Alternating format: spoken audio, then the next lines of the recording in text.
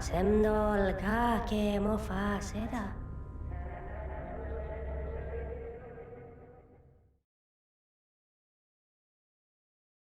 Hi. Welcome to Talking in Stations, a podcast about EVE Online. I am Matterall here with Elise. Hey, good morning, everyone. And Baleful. Good morning. All right, we also have Tiberius with us from the Wormhole show that you saw yesterday, the Anoikos Connection. Morning. We have Engineer McLeod. Hey, guys. Hello. No voice. He's in there. Trust us. And Caleb. And he's muted too. All right. Our guests today are, you may recognize them from various places, but we have Headliner with us from Pandemic Legion. Good afternoon, I'd say. It's afternoon here. Yeah. And the Big Red Boat from the Imperium. Hi. Yeah, I just woke up. Me too. You look so fresh, but yeah, I'm a morning person, so like I literally can hop out of bed and I'm ready to go. Awesome. I envy you, dude. It's good to have you. There's McLeod. It's good to have you guys here today. We're going to talk about the war, get some updates on all the stuff that's going on. We'll talk about the big battles for Keep Stars that are going to happen this week. We'll talk about some of the stuff that CCP is developing, and also a little bit about Snuff's Fortizar that is going down or going to be attacked in the next few minutes. So we'll probably have a result before long. All right, we've got a lot to do. Let's start with all you guys in on this one. Well, actually, before we start, I want to talk about a show that we just had. Tiberius, can you tell us about this Wormhole show that you've started for Talking in Stations? So it's called the Anoikos Connection. It's kind of a bit of a piggyback off of what Ixukis, the former Wormhole CSM, was doing. Essentially, it's going to be a bit of a talk show with a bunch of different people from different Wormhole classes, organizations, and space. We're going to essentially touch on a lot of the storytelling aspects, politics, and gameplay mechanics that surround wormholes and how they impact the different player organizations in the different wormholes. Yeah, we were expecting, you had quite a variety of guests. How did you pick them? Or who were they and how did you pick them? So I picked quite a few of the guests that are well known to the Wormhole community. I had two CSM candidates, Laura Secco Cross and Stitch Canelin. One was from a low class, one was from high class. And I also picked quite a few other well-known individuals across the Wormhole community. Sinalarma is a well-known FC for Bombers Bar and runs his own Australian time zone organization. Mortarian Dakala has been playing the game for quite some time, and so has Captator. And Captator is a really well-known individual for understanding and breaking down wormhole mechanics and how they impact wormhole space at large. How'd it go? Your first episode? It went really well. We all talked about the current state of wormhole space from Wormholes with Love Patch and got everyone's opinions on that. Talked about the differences of opinions on how Surgical Strike has impacted PvP. And we also touched very lightly on evictions and the differences of opinion on frigate hulls and how they could be properly balanced. So overall, it went really well. It was a really calm, collective, and constructive conversation about the current state of wormholes. Yeah, so you can check that out. It's on youtube.com/talkinginstations. We're also going to put that out actually as a podcast So look for that. We'll feed it into the Talking in Stations proper podcast. So if you're subscribed to Talking in Stations, you'll be able to hear that show, and that'll be out later today.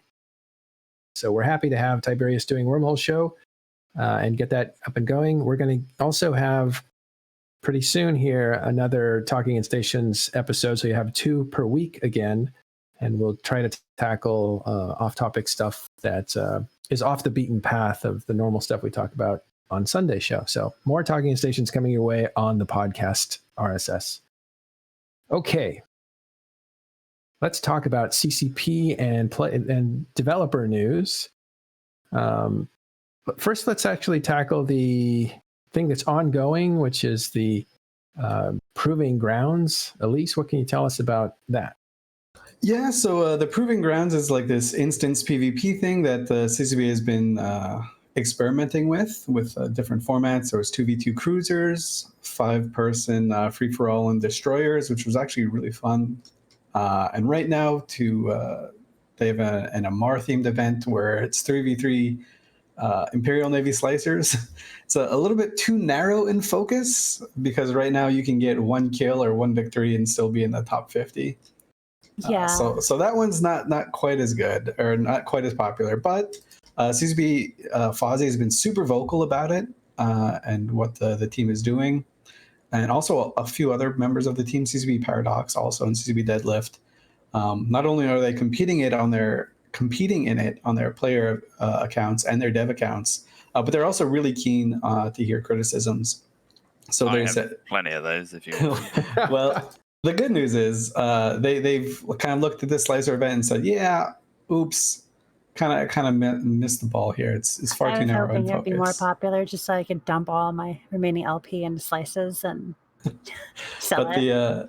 They have released the next set of events that are going to come out. So there's going to be about a 2.5-week hiatus between this event, which ends on Tuesday, I think, and the next one. The next one is starts Thursday, I believe, the 21st of August, and it's 2v2 battle cruisers, which I think will be really, really fun.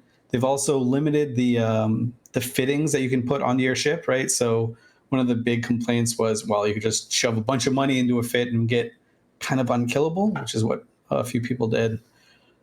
So that's going to be gone. They've worked on kind of mitigating collusion a little bit. So you need a total of 8 teams queuing. What's that whole collusion thing about? Oh, so in the other events, to get up to the top, people would just queue with their alts, like they'd activate the filaments at the same time. And since it was 5v5 destroyers, there was a really good chance that you'd end up with your own alt in a site. So it'd essentially be 2 versus 3, rather 2 versus 1 versus 1. So it was kind of easy to game. Alternatively, you could just put like completely unfit destroyers in there because they're very cheap. And you could just get farm wins that way. So you're just padding the kill board or the score with your own character. Yeah, wow. Pretty much. Or you would just combo someone in the thing and say, hey, let's, you help me with this one, I'll help you in the next one. And it became rather unfun on the last days as people tried to climb the leaderboards. So they're trying to work with some things. They're very open to I kind of like the idea iterations. of trying to talk to all the other people in the desk. I don't like the idea of like people queuing with their alts, but I like the idea of like convoing the chorus and being like, that Thrasher said you got a big butt, and then convoing the Thrasher and being like, that Algo said bad things about your mom, and then convoing the Algos and being like, we got to team up on this Corax, right? I like that idea. Yeah, so that was a popular thing. So 2v2 battle cruisers coming later in August. Then after that is 5-on-5 corvettes, which is rookie ships or noob ships, so that should be That's wild. going to be Ram Velators all day. And then after that, it's faction frigates, interceptors, destroyers, just a whole bunch of random stuff. But they are limiting the fits that you can take, so you can't take pirate implants, you can't take like meta 16. Actually, meta 5 is the highest you can take. So That's no faction, true. dead space, officer, abyssal mods. All right. So Well, they're making iterations and trying to keep it fresh, especially after right now it's not the best look for it, but we'll see what happens after. Okay, we usually don't do this, but the guy that won the first tournament, the 2v2 cruisers, and the guy that won, I believe, the second one, just jumped into our channel here. Cable, are you able to hear me? Yes. Are you able to? Hey, man, so you won both those. What's this? What's this about colluding? Is that something that I've heard you got accused of colluding? Did you do anything like that? Not that it's against the rules, right? There are no rules. That's the whole sentiment that the events were released on, essentially. Outside of obviously breaking the mechanics. Yeah, but how did you do it? What did you do?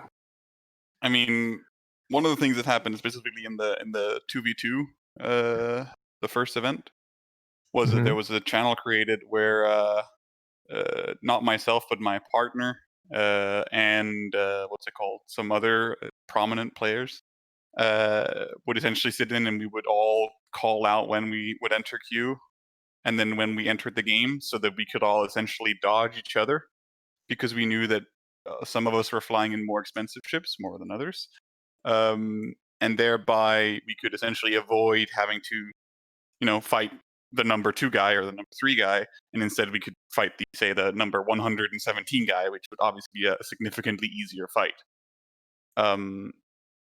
And in the 3v3 event, it was actually essentially what Elise said, that it was just a question of queuing as many alts as you possibly humanly could, in the hopes that you would face at least a couple of them.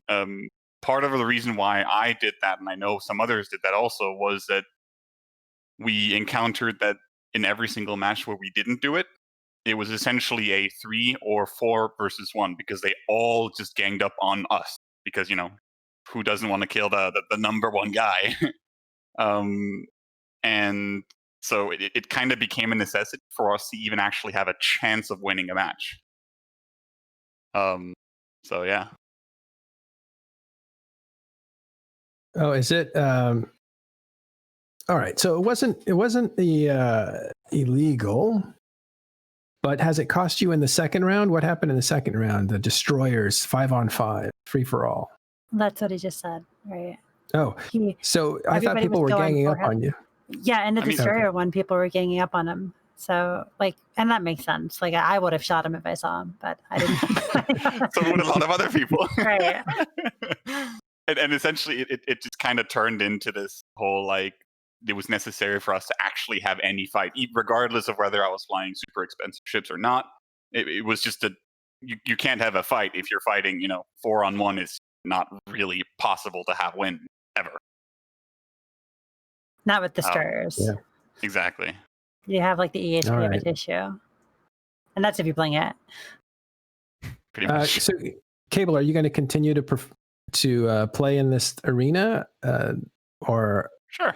Because I know you're, kind of against it, or at least you've been on the record. I don't approve of the mechanical aspect of PvP, but I'll keep doing it. But again, as I think I've mentioned before, it is more because of a desire to win and a competitiveness in me that wants to win, and so I'll probably do it just because of that. Yeah, you saw Mountain. Yeah. I'm sorry. Go ahead. I'm glad they're making it fair though. You can't use Officer and Dead Space mods because newbies would need to learn how to PvP, and that's a good way to do that. It's just throwing them into a place that doesn't really matter, and they could just do a T2 ship and still compete. Versus somebody who's been in wormholes for 100 years and has trillions of ISK. Sure, but I mean, me and among many others in the small game community brought this issue up with CCP. I specifically brought it up with CCP a month before they even released the event, and was essentially very emphasizing that we are going to abuse this if you allow us, because why wouldn't we, right? I mean, and anyone in any fight in EE will always do their best to get the edge. So why wouldn't you if the option is there and it's completely legal? So we were actually very much emphasizing to CCP in feedback that you need to actually do this, else this is going to go horribly wrong.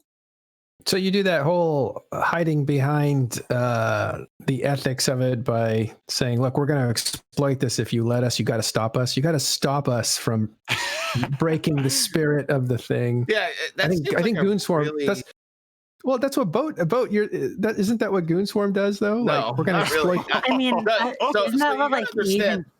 So like all right. So there's a difference between like the spirit of something and knowing that you're going to abuse, like you're definitely abusing a mechanic they didn't intend. So like, for example, like when pos bullying was a thing, right?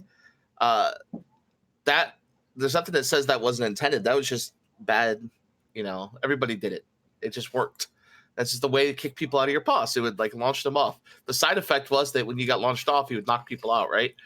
But they finally found a way to fix that. So it wasn't like it wasn't intended. It was intended that you get launched out. This is different though, right? So, dropping 50 billion in a T1 cruiser Caracal to like fight someone, they can't afford that. And then it was only 35.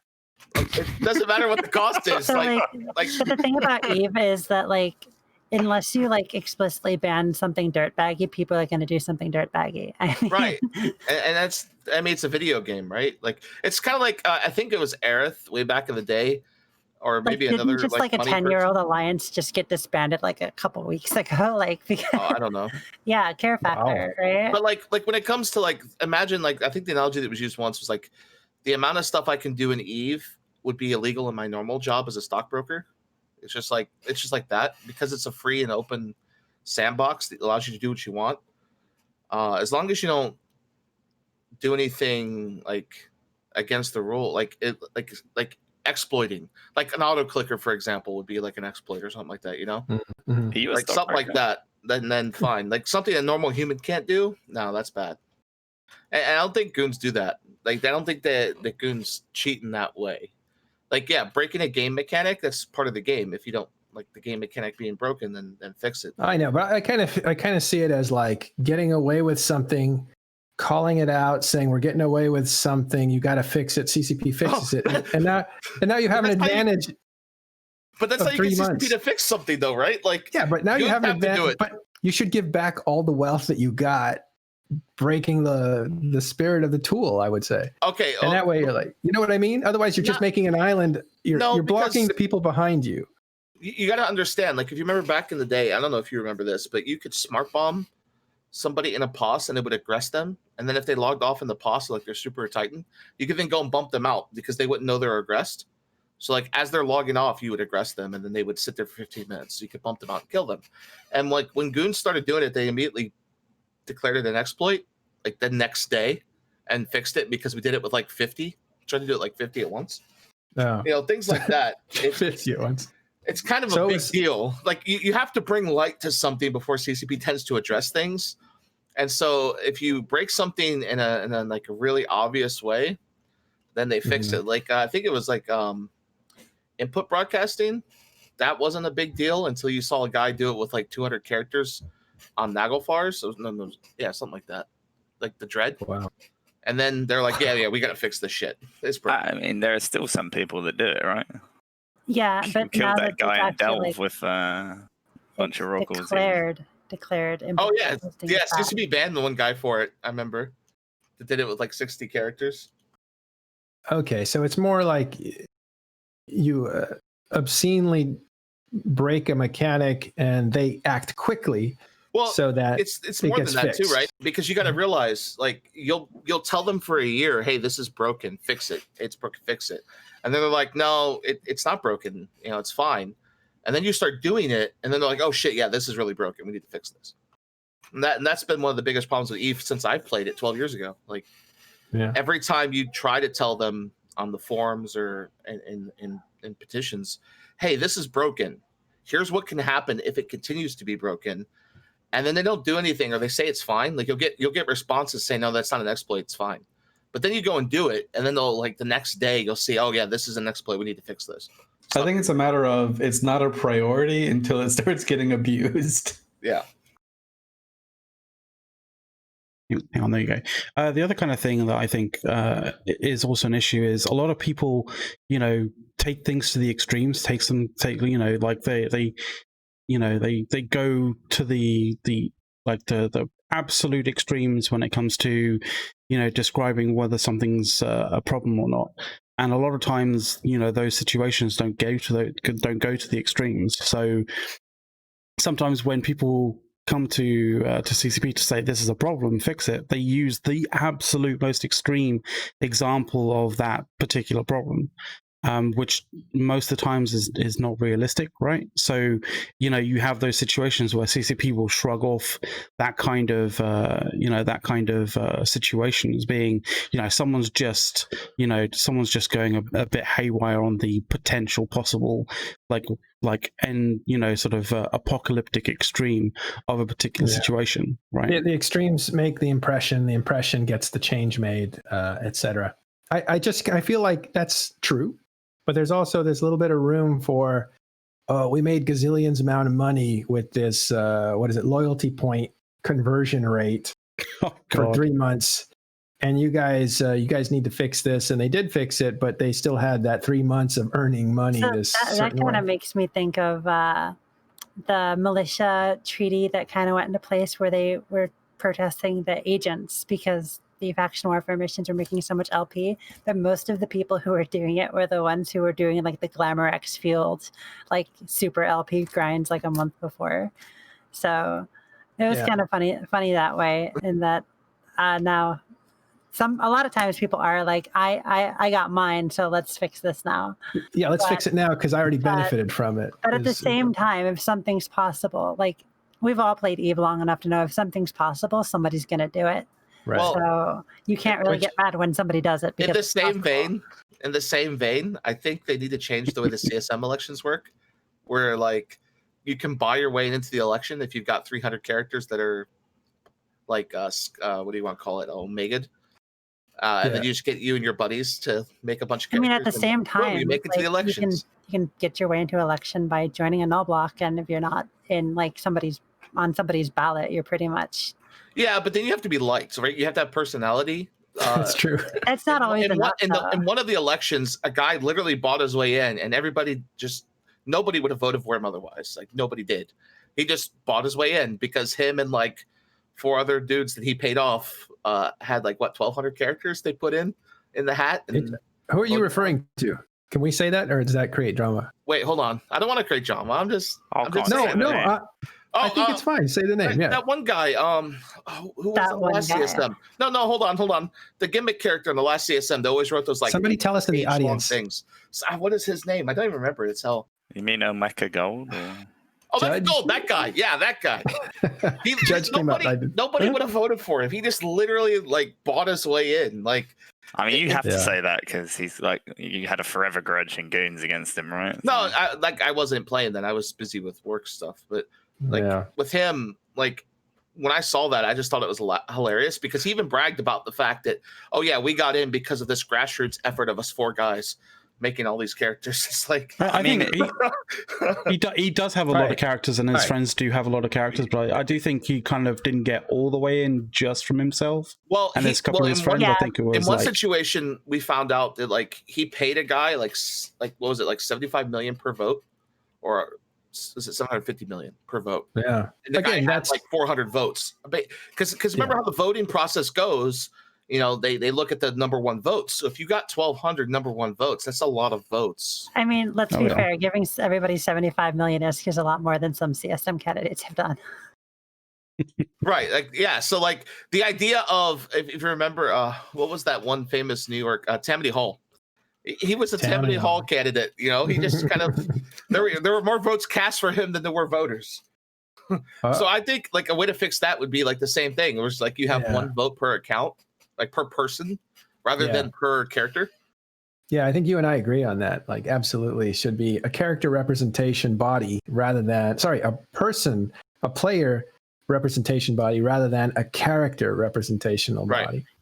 Yeah, CCP will need to break the like 3-person account limit thing, like so we can actually have like a master account that has all of our like stuff in. Yeah. Okay. In order to get through the show, we're gonna speed up here. But Cable again was a champion for the first 2 rounds of the Proving Grounds. And of course, then we talked about, hey, you achieved this any way you can. So Cable achieved it any way he could, but he also has a great amount of wealth, which he pumped those ships full of like incredible, they were expensive T1 kills, and also did some shenanigans, and he won, right, Cable? Pretty much. I would like to add though that people that compare what we did to like exploiting are like to an extent misrepresenting what it is, because I mean it is a competition, right? And I mean if you in a competitive scene find a way within the rules to get an advantage over your opponents, you're going to take it. Oh, there's nothing wrong with exploiting competition. I don't think exactly. I agree with you. Okay, it's just because competition, man. I heard it as if someone was like arguing that it was similar to an exploit. So like, not here. There's nothing wrong with exploiting. Go ahead. Not all right. Fair enough. Last word on this is Elise. What's your opinion? I mean, I think it's just classic Eve, right? Trying to figure out a way to game the system to get to the top spot. I do think it's good that they're iterating on it, though. Like, I'm happy that those changes are there, so we don't, especially for a battle cruiser, that you don't run up against like a 40 bill. No, I haven't given you my opinion. I've refrained the whole way through. But I think this is one of the stupidest things that has been put into Eve, like, in a long time. I think it's an absolute joke because, and I'll tell you why. I'll tell you. We weren't opening that up. We were just saying your opinion on the ethics of winning at any cost. That was the last. You should always win at any cost. You should always win at any cost. But I'm going to give you my view. I feel compelled to share my view on this Headliner Grounds thing as well. Go ahead. I think bluntly, it's a joke because it's something that CCP's come up with to drive login numbers, to inflate their internal metrics, which they will then use to inform decision making going forward. And I think that will lead them down the wrong road to making future decisions that will impact the broader, wider picture on the sandbox. And I think that's why I think it's stupid. Wait, so you're saying you don't like Shadow? Because this was like a Shadow dream. Yeah, do you remember when anybody can go PvP? Yeah, do you remember when he had that stupid like PvP wildlife reserve? Oh yeah, this is like that. Well? It's the best thing ever. I told him that was stupid as well. Oh, see, I think this is like the coolest thing ever for newbies, especially now that they're restricting like the ships or the modules you could fit. Like newbies can have fun in PvP now without having to deal with like, say, going to the drones and maybe flying into a gate camp. Right. Yeah. I don't think the newbies are actually doing it though. They're like if they queue up once and then get just obliterated. I'm a newbie. I don't think that it's going to be noob friendly even with the modular restrictions, because a lot of it's going to come down to being able to manually pilot, and a lot of it's going to come down to knowing how to fit. And I think newbies are going to have a lot more fun jumping into like a corp that does roams, who gives them like a fit, like Punisher or something, and helps them along. Then they're going to try. Wait, you can manually pilot in this game? You don't just orbit? So Pando says... no, you just anchor on somebody and press F1. It's fine. Pando says from the comment section that he believes Headliner is saying it will become a problem. It may not be a problem yet, but it will be. I think you'll see how big of a problem it will be when they start making game design decisions based on the metrics that they get out of it. Yeah, someone just told me that they're looking to like make it into the new soft system. 1v1 at the sun for the control of the TCU. Oh, that would be better than the idea they came up with for the last fight. Anything's better than the current soft system. Oh, wait, I love the current soft system. I think the current soft system seems to be working in this war. We'll talk about the war in just a minute, but we got to go on to something else that's changed that is huge, and that is storms are here. Metaliminal storms traveling around, lurking. Can anyone explain how these things work? I'm looking at you, Elise, or Baleful. So from my understanding, there are a few different weather effects that are going to travel very slowly via gates that will affect like certain constellations with different negative and positive status effects that kind of emulates what are within or what you experience in abyssal PvE sites. And essentially wormholes too, right? So yeah, it's just statuses that are going to be within different systems that kind of move. I think this is another example of just shocking game design. Like, Thank you, headliner. Thank you. Like, this is absolute garbage. No, and it does not surprise me looking at which member of CCP staff came up with was posting about this. And like, I'm sorry, put them somewhere where no one has to deal with them in like wait, who NPC regions or something. Send people who want a gimmick, like reason to go back to Syndicate or something. But this is just absurd because you know what's going to happen here. Hold on, headliner. Who posted it? Hold on, you got. He's speaking of CCP Fozzie. Oh yeah, that guy. Yeah. I thought you were trying to catch me. We love I want to hear a Fozzie. story about Fozzie as much as I love Fozzie himself. You want to hear a quick story? All right, yeah, tell you. So back when he was in PL, before he was a dev, he used to come up with these wild, crazy ideas while like they were playing like Han and stuff. Like they'd have Skype chats, and like Shadu and others used to look at him and tell him he was nuts. And then one day he became a dev and started implementing those ideas. And now we have Eve where it is. It's ridiculous. This is just like mindless fucking garbage. I just don't like the shade you threw at Syndicate. Okay. Huge fan of Fozzie. Let me just put that down. Oh no, I love his game designs. Let me just put that down. I don't like his ideas. Let's talk about the merits of the storms. Like what's going on with the storms, and did we get through the definition of what they are? Elise, let me go to Elise first to make sure that people understand what we're talking about. So essentially, I mean, it's just going to be different status effects that travel through EVE Online. They're always going to be present. You can't get rid of them. You can't make them go away faster. You can't slow them down. You can't bubble them. And there's like a strong and a weak variant. So the strong, I guess it's kind of like if you want to think about it, the bands near the center of a hurricane or something. And then further away from that, there's going to be a weak version of that. So some of the effects you have is like, plus 25% shields for every ship and every structure in that system that's effective, but minus 25% explosive resists, and minus like some amount of remote shield reps and smaller signature radius. But it also creates more mining sites or more rogue drone sites or something like that. And so I think there's 8 of these, 4 weak and 4 strong. Well, actually, Triglavians. I thought that there was actually a small storm and a large storm, and I'm not 100% sure. Weak and strong. There's going to be 8 storms, 2 of each kind. They will all contain an eye, which will be the center of the storm. That system and one system out will have the strong effect, and the next consecutive 2 systems out from the center will have the weak effect. Yeah. Okay. So it's kind of like a definitely hurricane. 8 storms, right? And interestingly, Baleful, these are based off Triglavian effects, right? They're even called the same things. So like with the chapter 2, the last chapter of the Triglavian content, when you had the Triglavians would invade like an area, and then like 2 jumps out would also be kind of invaded systems. And like the center point was like stronger. It's kind of like that was, but like how that targets systems and their surrounding systems. Mm-hmm. And they had like the weather effects where it was like the reduced drone damage back then. The current Triglavian invasions in chapter 3 are different because they don't have that kind of like weather effect, and they only target like one system at a time. But it's kind of similar. It's obviously iterated off of chapter 2's Triglavian invasions and how they spread from the center point. And I think Abyssal Space, they have the same names. Like there's they do, yeah. The filaments share the same names. The electric names. filaments and the dark filaments, and each one of those has a buff and a nerf associated with the type of filament. So like the dark filament might hurt your tracking, I think, whereas like the electrical one is good for like EM resistance, I think.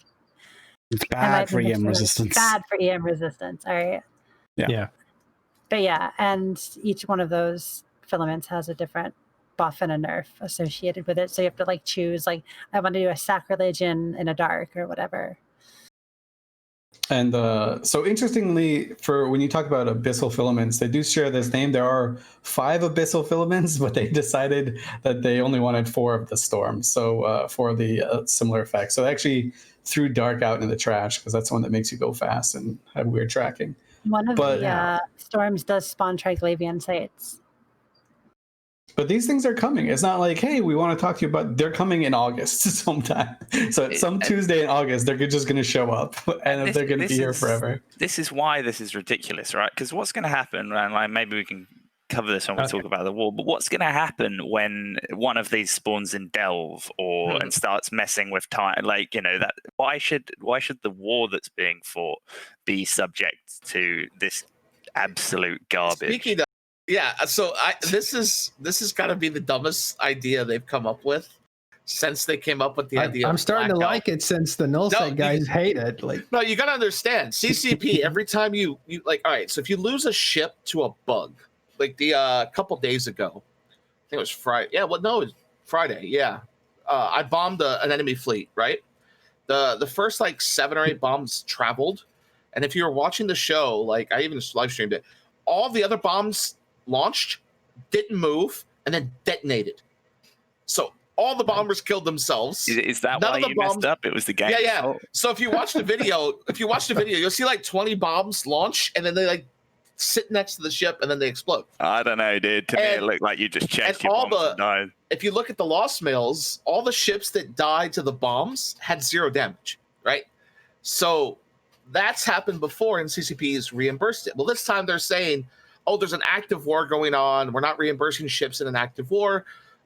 We're not messing with that. But this new game mechanic, you're going to have to literally build your fleets to deal with the randomness of CCP. And it's not going to work, because what happens if there's a big fleet fight happening and that storm jumps a gate? It's going to affect one fleet more than it will another. Depend on if one's armor or one's shield. But bro, there'll be so much chaos, dude. So I would actually like to chime in here if I could. Tiberius from Wormhole Space. So we actually just saw one of the biggest fights in Wormhole Space in the past year happen in a wormhole weather system. And I think in total, almost 1 trillion ISK was killed in one system between 1,000 people. And it was a C6 Wolferiette, which is, it increases your armor, increases your small weapons damage, decreases your sig radius, and then I believe there's one more that I'm missing off the top of my head. And a lot of the fights that we have seen in Wormhole Space as of recently have actually been in the wormhole weather systems. And it's because people have been capitalizing on it. And I got to say that that particular fight that happened, it was the Dead Star Syndicate fight. It probably, I don't think as much stuff would have died if that weather system wasn't there, because the defenders knew what they were going to field, and the attackers also knew what they were going to field. And there was death exchanged on both sides of the field, and I believe that. I'm sorry, but that logic shouldn't carry over until, because you guys know what the changes. Don't you guys know like what the buffs are going to be before you go into it? Like that's a little different. Yeah, than, the wormhole brother. This one is so this one's completely fucking random, right? Like you bring out a shield fleet and you happen to get the anti-shield one, you're dead. Like you can't fight. You have to go tether up somewhere and wait till tomorrow or the next day, right? Like this is going to force people to literally pick doctrines based on the storm that's coming. And it's going to be really boring. It's going to be really boring. Why would that be such an issue with anything? Why? Because any change is inevitably going to break a meta. Change is fine, but change is good. But change for that a long means time that people won't fight each other. No. Hold on. It's going to eliminate content. No, it's not so much that. You got to realize whenever they change ship metas, you know what's coming, and everyone kind of adapts to the ship meta. But this is random. One day you could be flying, like there could be a big, huge 2,000-man fight going on, and one side's got armor ships, one side's got shield ships. oh, hey, here comes a storm that you didn't see Are coming. you able to predict like the path the storm is going to take? Sort of, right? It goes by the gate network, so, and it tries not to double back on itself, so you can sort of predict where it's going to be So and how where does it's the going to storm go. take a Stargate? Like lore. That it uses Triglavian magic. It moves over one system every 24 to 48 hours. I think one of the problems here is some of the storms. The storms are not created equal, right? So there's one that it'll just stop a fleet fight. It will make sure the fleet fight doesn't stop, and that's the gamma ray storm.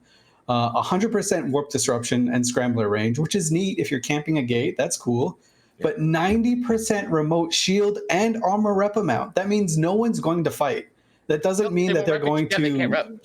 Yeah, that doesn't mean that they're going to fit like brick tank Abaddons and just brawl outrageous at the sun. It means they're going to whiff the fight until the weather is over and then do it all over again. That's true with bigger plates. You know what I saw from this? Not so much small gangs. You can have small gang with a large gang. It's not the 7 storms, it's the 1 storm that they're testing. I see this as like, oh yeah, we're doing all these storms. No, they want to see the viability of the anti-cloak one, right? That is also true, yeah. So the anti-cloak one is the electrical, which doesn't have that much bad stuff associated with it, right? It gives a buff to cap recharge. But at least the cloaking one is huge. The cloaking one is also going to kill content in a similar manner, because let's say you're fighting and let's say you're defending a structure, and an Imperium is trying to kill that structure. They need to get into the system, but they don't have a Sino in the system. How are they supposed to get this Sino into the system with you so they can actually enter the system outside of gating into you, where you are pre-staged on the gate? How? Yeah, well, you just have to hope that you see the storm coming. There will not be a fight. All right, I need some more help. Hold on. Okay. I need some more help here. Caleb, go ahead. Well, it's just, you can poo-poo on this as much as you like, but it's coming and we're not going to be able to change that. But if you look at the actual designs of each of these storms, right, they have a very specific function, pretty much what Baleful was almost hinting at by saying, well, fleet fights, not going to be possible. Everything else will still be possible, right? That's really what these things are. They change the whole biosphere of those systems for a certain period of time, with upsides and downsides, with things that you can counter it with, so you do have agency. This whole thing about, oh, we don't have agency. You have plenty of agency. You can specialize. There's going to be doctrines. There's going to be adaptation. And I hope that we also see some sort of, call it buff or tweak to T3 stuff, because I believe that T3 should be the thing that basically is the storm chaser doctrine for these things, right? Where you can always change and adapt your setup and your fits to exactly be for that specific storm. These are the types of things that you're going to see with this. And more importantly, this is phase 1 of changing environmental modifiers and variables for something like, say, seasonalities or biomes and actual differences in space. So even though these storms might be bad, and let's say that they start turning them down and making them not that strong, this is the technology they need to test to get all the things that we want, because the Drifter stuff was shit. The Blackout stuff was shit. This is the type of variation and force majeure that's going to be needed to revitalize Eve. This is worse than Blackout. I agree. I'm gonna say it right here. I'm gonna worse than Blackout. I'm gonna say this right here, because you gotta understand. Okay, so think about it like this. This is something that needs to stay in high sec, because the nullsec in the game, the way that nullsec is designed. Okay, let's say you get the gate camp 1, the extra warp range. That's going to benefit that small group of guys with their cloaky T3s and interceptors to disengage more than they already do. Let's say you get the no cloaking one. There's going to be no fights in those 5 systems, period, none, because you'll never get a Sino there. You're going to have to plan your Sinos around the fact that this no cloaking thing is going to happen. So say you're trying to reinforce a Citadel, okay? You're going to have to hope that storm's not nearby, because you're never going to get back into that system, because you're never going to get a Sino through a gate. And it basically Sino jams the system with the changes they've made to Sinos only working on ships that warp cloaked. And that's fine, Bo, but you're completely ignoring what I just said. And you of all people should, but you of all people should acknowledge the quality and the positive thing about having something like force majeure, right? You do not have warfare in winters, at least not historically, right? You don't do these things when the season is not right. That means that you have to plan, and you have days in advance. You can see this storm moving. But you're missing the point. Let's say you can have a fight during that time. If nobody fights during that time, nobody PvEs during that time. Because the only PvE fleets that go out in nullsec now are under protected standing fleets. Everywhere in EVE has standing fleets now. And that's simply kind of a problem. so you're not going to have a standing fleet if you can't get there. Problem. Yes. Well, no, I don't think it's a problem. No, because you go into delve with 5 people and you jump on something, and all of a sudden 10 Nixes jump on your 5 Gettons, right? Yeah, but see, every region of 0-0, the way that CCP's tailored the game in the last 5 years, if you don't have a standing fleet, you can't make money. There's just not. It's not realistic. Let me use the example of FRT. So FRT has the best standing fleet system in the game. If you're making money, fraternity. If you're making money in a super carrier or Rorqual, you must have a main character in the standing fleet in a real ship like a Munin or a Logi or something. So if they have 100 people making money, they have 100 people in that standing fleet, and they do it better than anybody else in that sense. And that's where the game's evolved to because of the way CCP has kind of tailored the game in the last few years.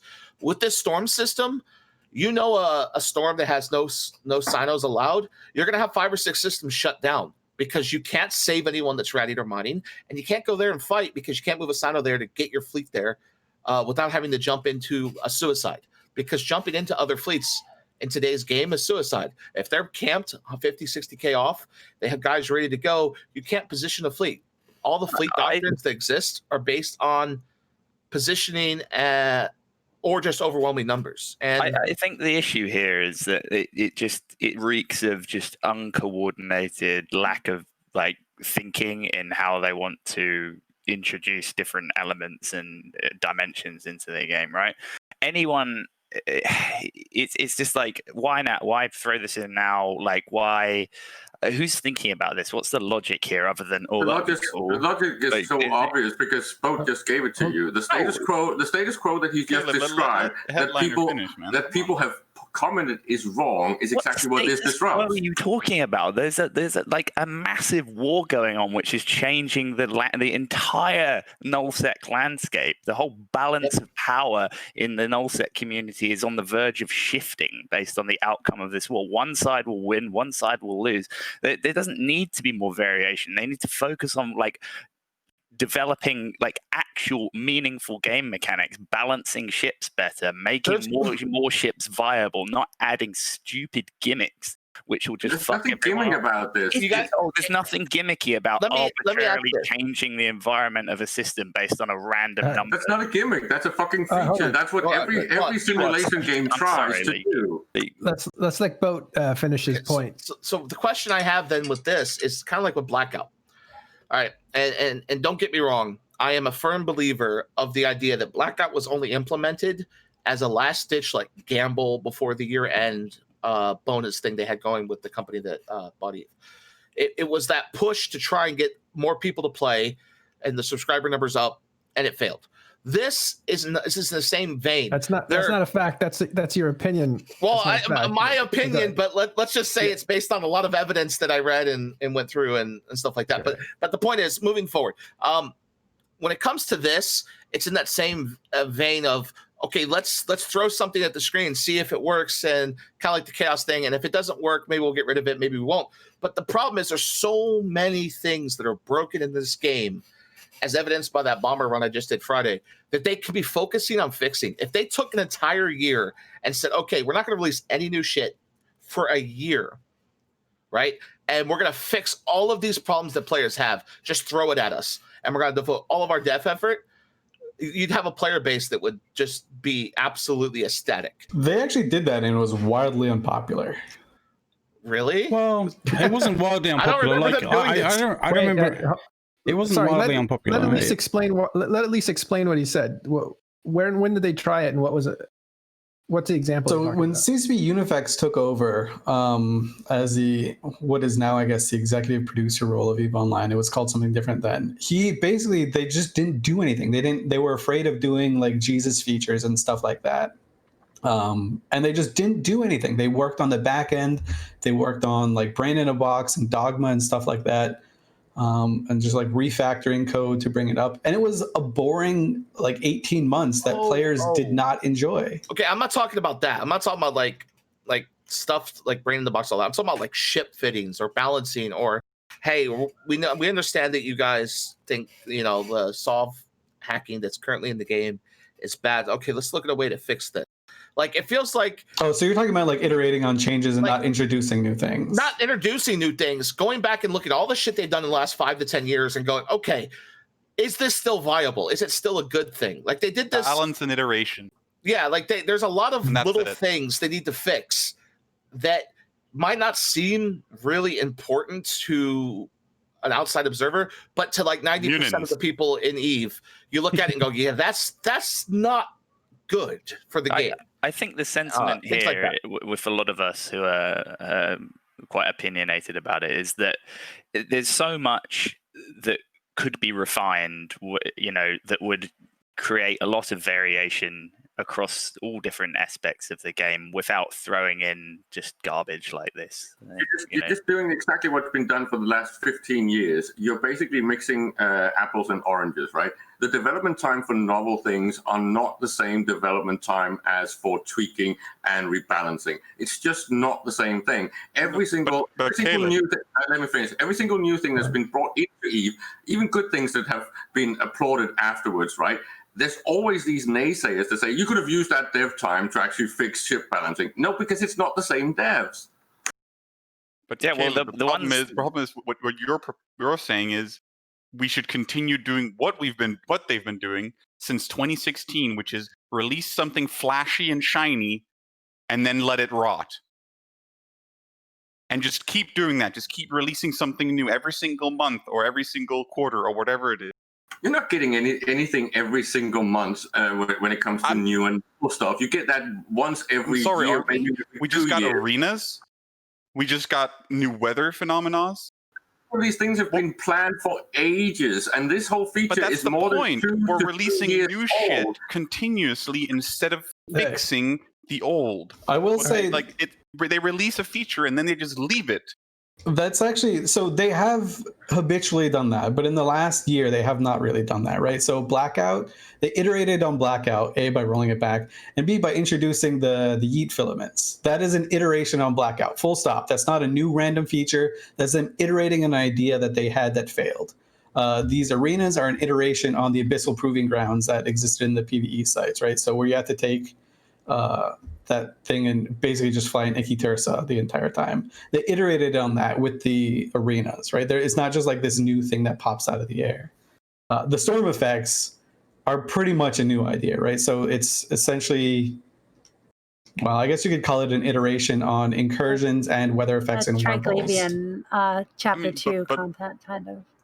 But at least the problem is that we have a backlog of literally years and years where they haven't iterated on things that they have released. There's a lot of stuff like that still haven't been iterated on, that should be iterated on, because a lot of them are so horrendously broken.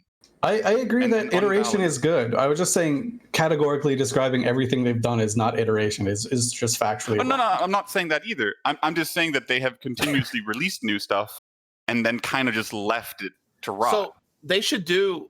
I think they should try to follow other MMO examples on like development cycles. If you look at games like Path of Exile, they do like a season every 4 months, and they'll have a new season mechanic, and that's like a little side thing, and it's like, you know, part of the season. But 90% of it is fixing all the stuff that's in the game and tweaking everything. So during those like 4 months, yeah, they're going to introduce this new mechanic and they'll put a couple guys on that. But everybody else is trying to balance and fix the game for the next season. And I think EVE would benefit for something like that. Yeah, you have some new thing that like Fozzie's releasing with like 3 guys, but then you have the other 200 trying to fix all the broken shit. And then 3 months later, they fix it. Boom, done. I love your think background. Your background switching. Oh, emotions. we're talking about storms, so I you know, it's just finally someone noticed. I noticed. Very good. I think they make this. They don't do themselves any favors by doing it. It's just casually dropping this in and like. Sorry, there's a fire truck going by. I don't know if you guys can hear that. No, I didn't hear it. Yeah. It's like they just need to go out, play the game, put different teams in high sec, different teams in low sec, some in wormholes, put them in, go and play actively in more player groups. I say this so often, and then think about like whether that idea that sounds great when they're tossing it around in the office would actually translate into decent game features. And to be honest, if anyone had gone out and done that, they probably would have arrived at a different conclusion. This is where I think Eve needs to Headliner evolve. there. Right. So this is where this storm idea I think would be great in an evolved Eve. And so here's what I mean. There should be I don't know if this is even possible to do with Eve, but a lot of games are starting to get into this like this change. And the company that owns Eve also makes a game called BDO, and they started doing this too, is a lot of companies and games, MMOs, are starting to do seasons where it's like 3 or 4 months of brand new characters, and then they put all the things they want to test out in that season and see if the players even like it, and then they give you some kind of reward for participating. And that reward then translates to your main character or your main account that you can then use going forward, right? It's a little reward for, hey, you're trying out this new season. We're throwing a bunch of crazy things in there. It'll make a season-only thing, and then you get a reward for it. So people do it. And I think Eve needs that for some of these crazy, insane ideas they're coming up with. Because so are you trying to get people to like test it out on CC and no, not even CC, because CC has no reward, right? But like if you had like an entire region of Eve where it's like, okay, new player only. So like a specific region of tranquility. Yeah, then they could test these crazy ideas, and they reward people for playing on their characters in that region of space. And then when like 3 or 4 months later, they decide, okay, the players really enjoyed this mechanic. It really works. It changes the game up. Bam, let's put it in the main server and make it work. And that's we could that's what they need. Because right now they don't have players testing these things. They have 4 or 5 devs, and they go, "Oh, this thing will be loved. Everyone will love this," and they throw it out. You all compare this game with all these other games, and it's just not fair, and you know it. The problem that Eve has suffered from since day one is the fact that everything in Eve is temporally static. There's no time change. That means that it is extremely sensitive and also abusive to how real people function in real life, right? We have nights and days, and we have weekends, and we have work schedules, and we have age and things like this. So there is nothing time reactive in the game. There's nothing like seasons. There's nothing like hours. Jita never shuts down.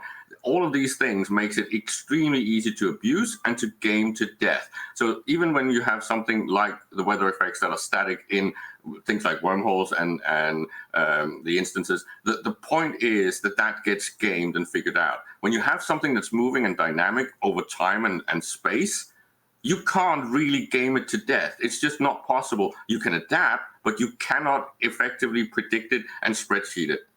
Mm-hmm. Okay. But we don't know how you can predict it, though, because we don't know exactly how it moves yet. It goes through gate to gate. But like, if you can predict it, then you can spreadsheet it. You can be like, on Tuesday, it's going to be here, so we can min-max and do that. The problem is I'll say this one last thing about the storm thing. You say, okay, Eve needs this change, this age, this movement.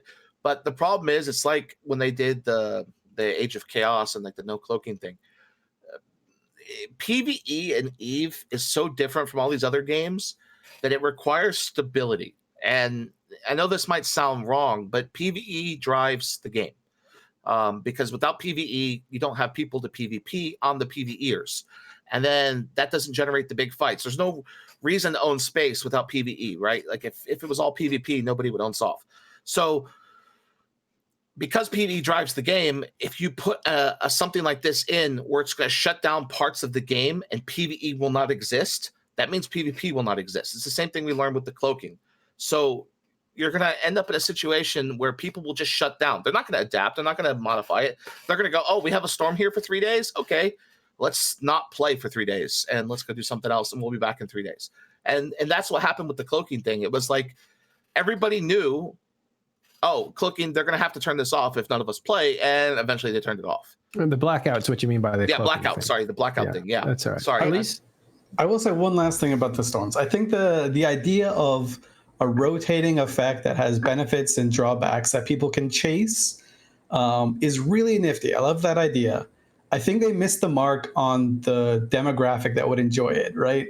Nullsec players are just going to hate it. They're going to do what Boat says. When it comes in, they're just going to say, I'll play another game for 3 days, then this is gone. I'll get back to life as normal. And we know they're going to do this because they've already done it, right? I would have loved to have seen this in like LowSec, right? Where you can just say there's swaths of space that are completely unused. Yeah. And there's no reason to ever go there. If there's like this weather effect that I can get more money by going there, I will go there. That is exactly what I said. Put it in NPC 00. Put it in Iridia. You know, like, and that's why, like, I said about like, who goes to Syndicate these days? No one. Yeah, things like that. Offended. Check out some dank weather. Go to Syndicate. This is why I said catch this. your gamma rays out there.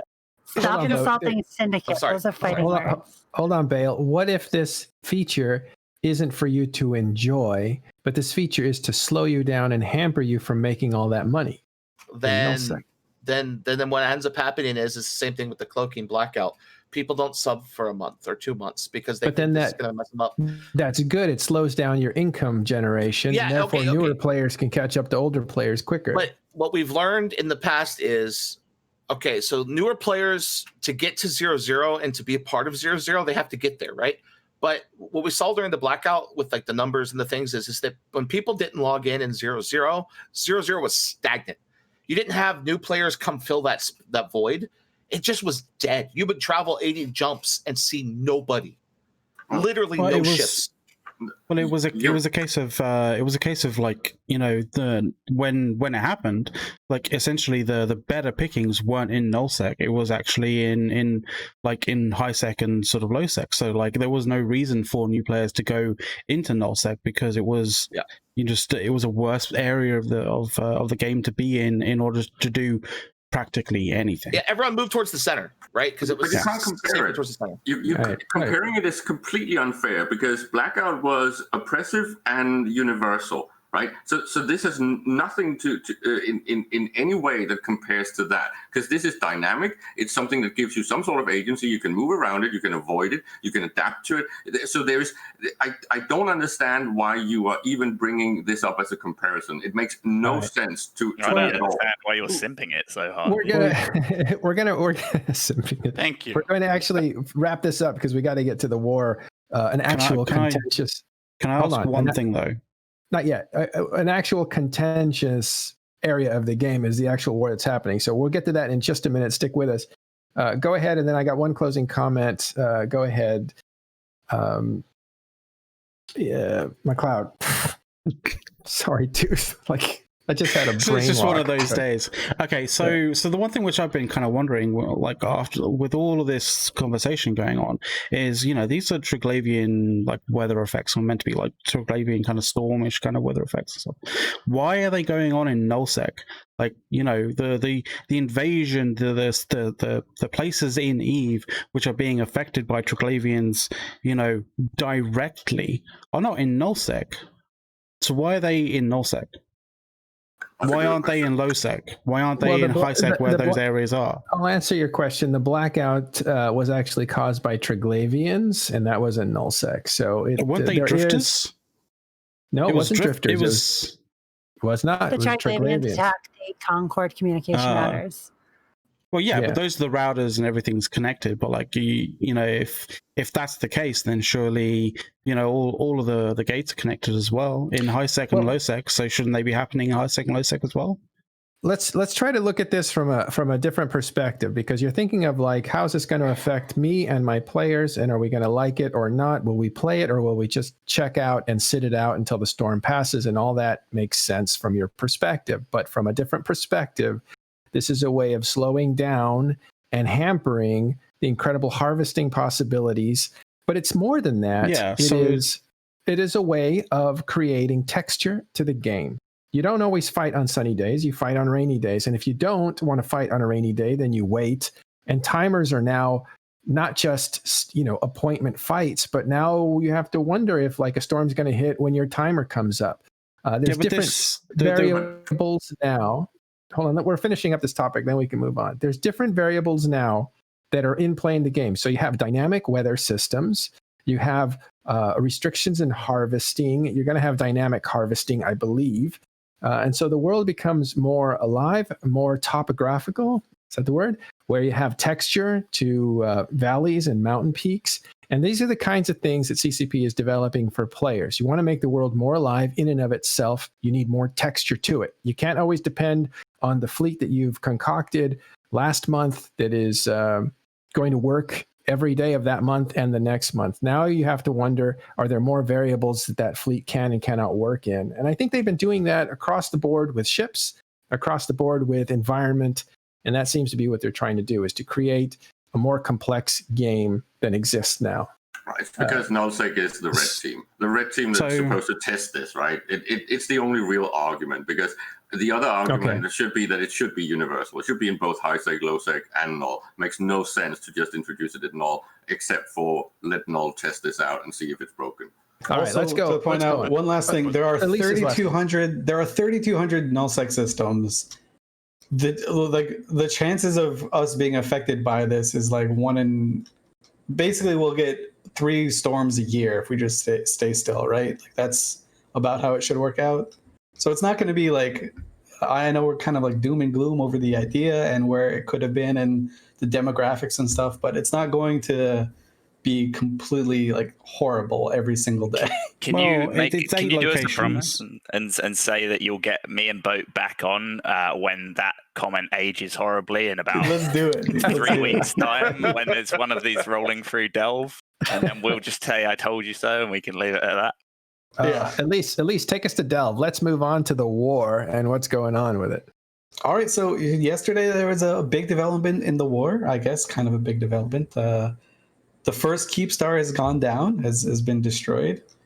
I know the Imperium is really happy to meme that it's the Culture's Keep Star, not theirs, because they bought it from the Culture in J5A. Well, we didn't buy it; they gave it to us. It was free. Yeah, that happened. That's a real thing that happened. They didn't get any money for it at all. I think that Keep Star died in J5A. There's another one that's probably going to die uncontested today. And then another one tomorrow. So there's 3 we're not sure it's stars. uncontested. We're not sure it's uncontested. Oh, it's uncontested. I'm telling you right now, no one's going. Oh, I was there. It was uncontested. No one's going to IGE. Like it's in the middle of nowhere. Yeah. Sorry, pardon my language. Sorry, I heard it might be because of the snuff complication, but you're right. Go ahead. No, yeah, it's not. Nothing's happened. Sorry, Elise. Go ahead. I interrupted Elise. I don't know. I mean, that's just like so to catch up on what's to come this week in at least the Fountain front, which is the front that I'm a little bit more comfortable with. Headliner is very comfortable with it. There are no iHubs left in Fountain. Initiative is all but left Fountain. It's kind of just we're hitting the state where the Pappy side is just trying to demolish as many structures as they can, as fast as they can. That includes Imperium structures and Imperium renter structures as well. The Imperium renters are, or at least the Initiative's renters are also getting hit. So quite a few of their structures are theirs as well. Yeah. Yeah, Fountain is not just the Initiative that we keep equating the Initiative with it, but Bastion is in there and is fighting pretty strong. And Serpentis. Bastion left already. Serpentis, they were manning their stations as their stations were being attacked, and you do have Fountain Core people that have always lived there, and yeah, the Serpentis NPCs live there. Oh, Fountain Core is blue with the invaders, by the way. Yeah, we're friends with the Bolgs. Yeah. The Bulgarians and us go way back. Who would have thought it? Free Gates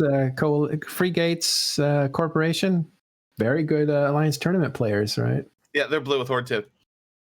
But you have to kind of wonder, like, they've always maintained that they will fight whoever is in Fountain. At some point. Okay, so about... at some point. About the Keep Star, boat. I'm pretty sure that money was exchanged for Fountain, but the structures also were exchanged for ISK. It wasn't So like from what I remember from back in my day doing this stuff is that the Citadels were a gift. Like, here, take the Citadels. We don't want them. We don't have to take them down and move them. But we bought the Sov. So we bought all of their Sov. It gave it to Initiative, right? But they didn't want to move their Citadels, and they'd already evac'd everything out. So it was just like an empty thing. And they're like, yeah, there's no point in blowing these up. So here, take them. And then they left. It was like part of the agreement for us not to make them leaving difficult, right? It was like an easy transition for them. Maybe, but I think there was a price on the structures. The structures were a certain percentage of they sold the structure. Oh, someone just reminded me that it was just that. It was like we bought the Sov and that was it. So that's what I was informed of just now too. So I don't know. I was in the room when it got offered to Matani because we were having a meeting. He went out and said somebody wants to sell me a region, and I believe at the time, if my memory serves me well, it was a certain cents on the dollar for the structures and the Sov 2. So it was a combination of paying for structures. It's a moot point. The Keepstar had a B over its head. Is this the first time we've seen a Keepstar with the Goons flag on top of it go down? Well, see, here's the issue about that though, right? So if you say it's based on the flag, this would be the first, technically. Okay. Why did I know there was a technically coming here? Well, I mean, if you're gonna say it's with the B over its head, and then it's definitely the first. But the thing is funny, is like this is like an ominous sign. Because now that Fountain is all but dead, you're starting to see things happen in Delve that you've never seen ever. Like what? So they're starting to unanchor Keepstars. GSOL is. They're starting to pull up. Yeah, they're. Oh shit! Is this not public yet? It is now. Shit! Hold on. So it is now. It's public. I heard that. Which ones, by the way, out of interest? Asking for a friend. They're starting to pull everything. Like everything of value is getting pulled up and stored in NPC Delve. And a lot of like the player assets are going into Delve, and a lot of things are like getting moved into a place that can't be assaulted. So you're putting stuff in NPC Delve. You don't have to pay for what is that one tax? Was it the asset safety tax? Yeah. Like I'll tell you this, I think it was Friday.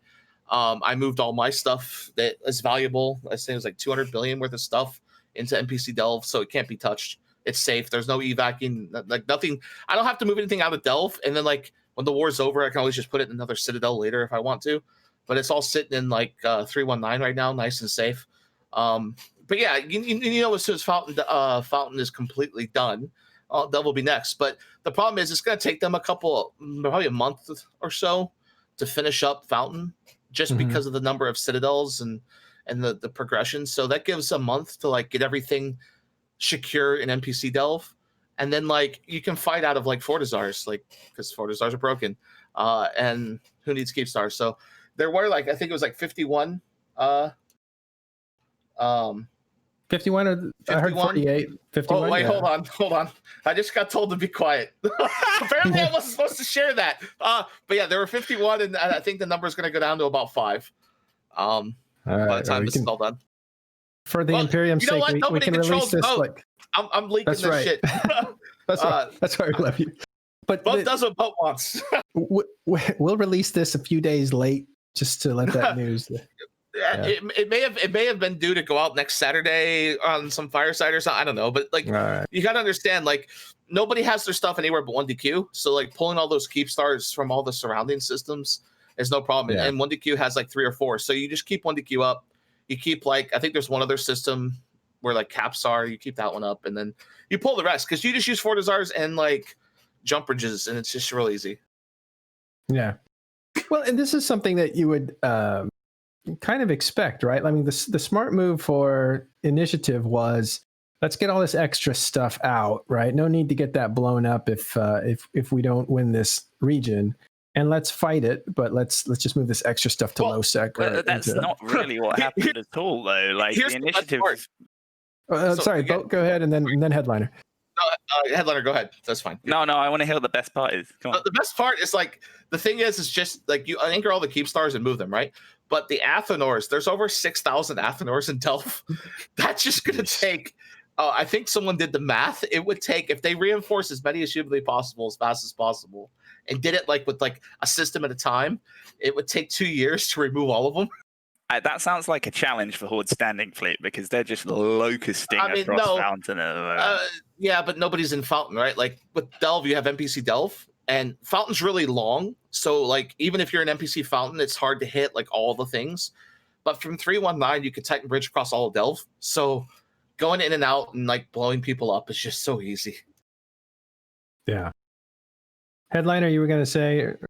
Well, I was just going to make a general comment about like, I mean, maybe goons are being smart in doing this. Like that's not what Init did at all. I think like they could have unanchored a lot of stuff, but were maybe caught sleeping. Really? We did. Yeah, we actually did. I mean, well, you gotta understand. I was on Ops where we were scooping them. You have no idea how many Citadels were scooped in Fountain. There were probably close to 1,000 Citadels that were pulled up. Yeah, so, I mean, like stuff was. Delve has over 10,000 Citadels in it. I don't think you understand the sheer number of Citadels. I think Aerith did the math one day. It's over 10 trillion ISK in just Citadels that were just put everywhere. Because you just put like, there's so many that like, I wouldn't want to siege that. Like I took Delve back in the day. I don't know if you all know this. I'm a famous Eve sieger. Back in Delve, we were killing like 100. We were killing 100 POS a day. We had this like big like tall sting thing of like POS timers. It was great, but like you couldn't like that was the fastest we could kill Delve with no resistance. The problem with Citadels, that was back with Dreads. That was Delve 2. Was that the big red list which just said fuck it, kill it all? Yes. So the problem is back then POS didn't have like a damage cap. You have damage caps now. Like it isn't like the old iHubs where you could just siege supers across, like put supers in a region. And like PL did this once where like PLNC during like the October War, I think they called it, with the Russians, where like they cleared an entire region in a day of iHubs because there's no damage caps. Now there's damage caps. That's an hour a Citadel to plated Citadels without tie-dye. If somebody causes tie-dye at all, it could be a 10-hour deal. So this is kind of like what they call waterboarding, but on a different scale, right? Like different level. It could literally. Someone said it could take a month to take one system in Delve.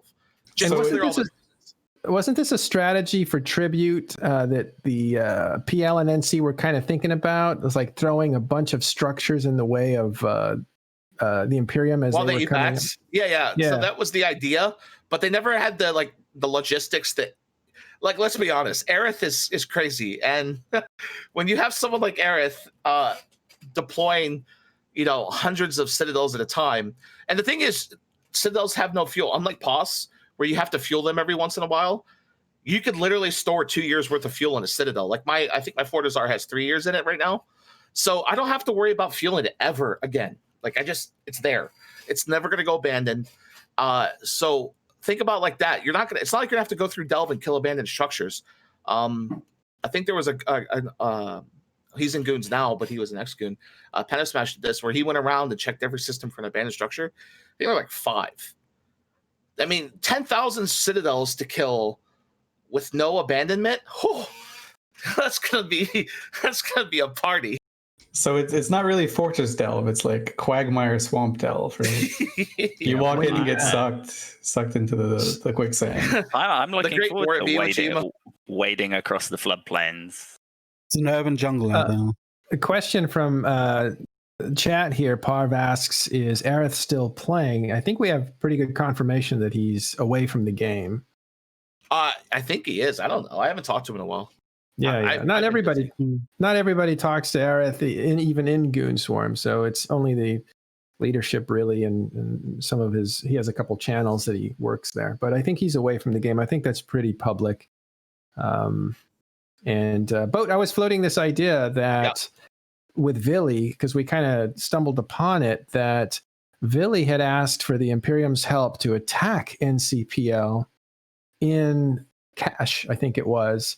And Aerith had set that up at the summit. You know how Aerith does his summits where he talks to someone. I heard Vili float the conspiracy theory for that one, but when I asked Aerith, he said Vili's out of his mind. But that's what I was told. So really, I'm sure he'll have something to say. You gotta understand. Like this whole war, and from the test perspective, I'm gonna share a dank leak that probably, I mean, Headliner might even know this one.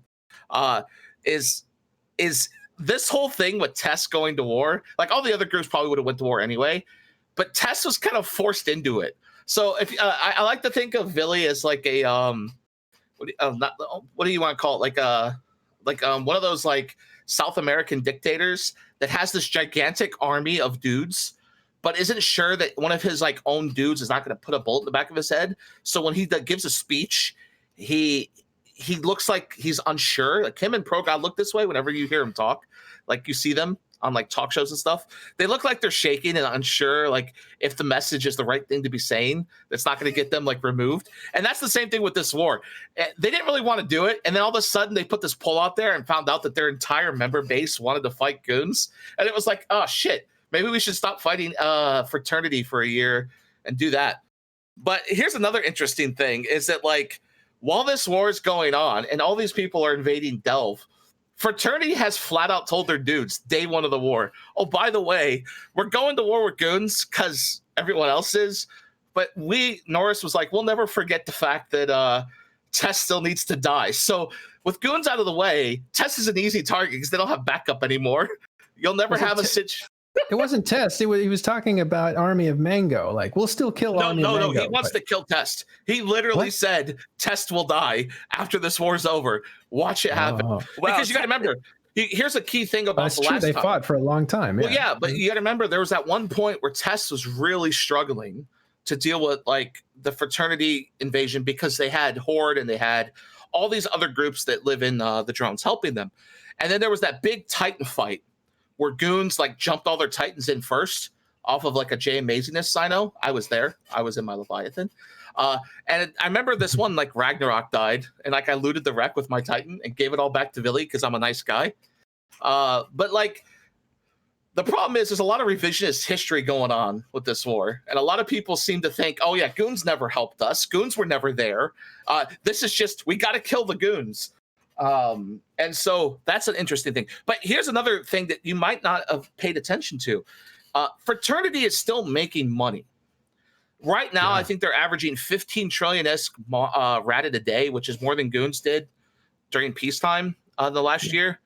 They're not day, sorry, month. They're pulling. They like I went to one system in what was it in Oasa? Yeah, there Oasa, were 16 Nixes in one system ratting.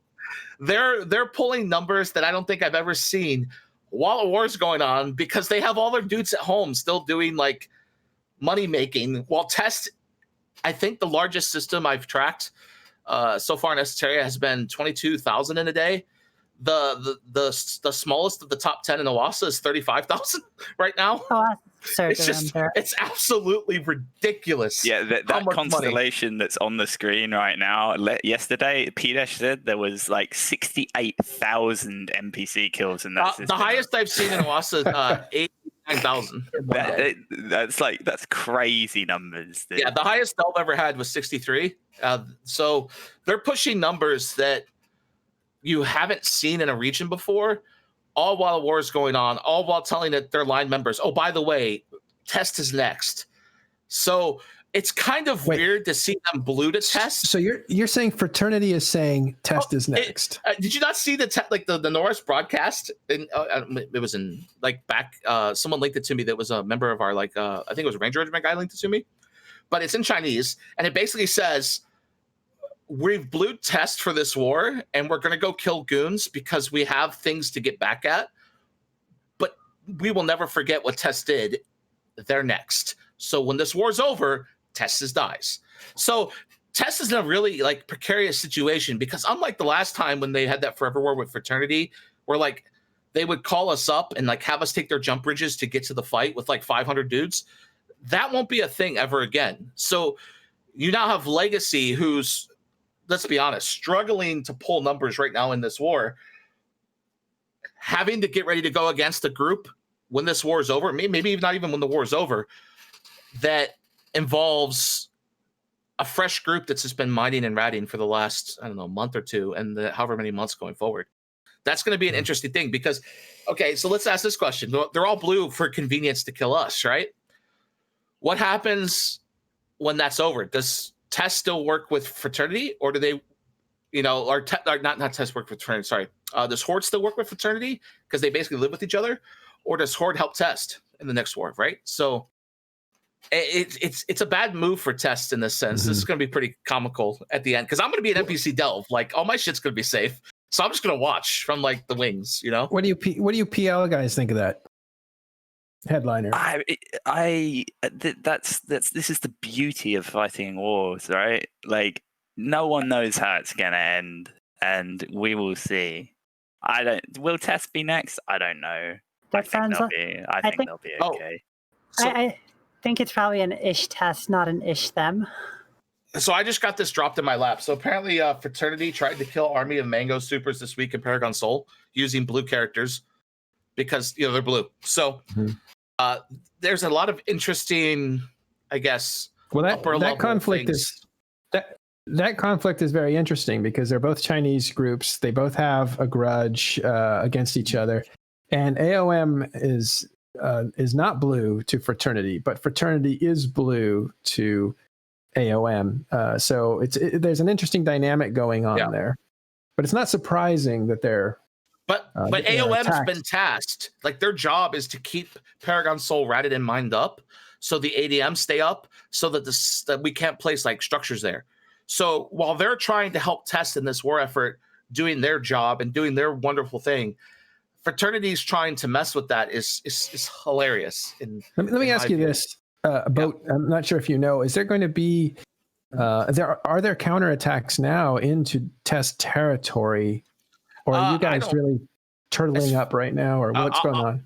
I don't think anyone's going to bother to go to Test territory in Esoteria because you got to think about it like this: while everyone else is deployed to fight, Test is still living at home. They're still living in Esoteria. They take jump bridges to get places. They still rat and mine while others do fleet ops. And like yesterday, for example, Legacy as a whole had a fleet. So this was like Evictus and such. And they had like 300 dudes with caps, like 300 guys. So they had a full fleet of Eagles. And then they had like 50, 60 caps. And then Test showed up with like 100 total. And they had like 60 Nightmares. And it was kind of the polar opposite of what you see out of like Horde or Goons, for example. If you see like a big battle going on and you look at like a battle report of who's in local, you'll see 600-700 Goons and then all the rest of the Imperium, and they may have 600-700 people. The same thing with Horde. Like on that Keepstar kill yesterday, you had like 800 Horde, and then you'll see everyone else, and that equals about 1,600 total. With Test, it's the opposite. So you'll see like 400 or 500 Legacy show up, and then like 100 Test. And it's kind of a weird situation because you still see 100 Test back at home in Esoteria, in a Nyx doing their thing or Oracle. So it's weird to see such a difference because, again, this is all of 0-0 in this war, right? You see everybody. Yeah. You see what's going on. And I like to people watch. And the Test situation is kind of weird. It's very weird. Yeah. Well, on this show, we have a lot of, because Billy passes by a lot and Killabee passes by a lot, and these guys are willing to tell you what's going on, which we really appreciate. So we let them on and they tell us what's going on from their perspectives. And we try to make sure that people know that's their perspective.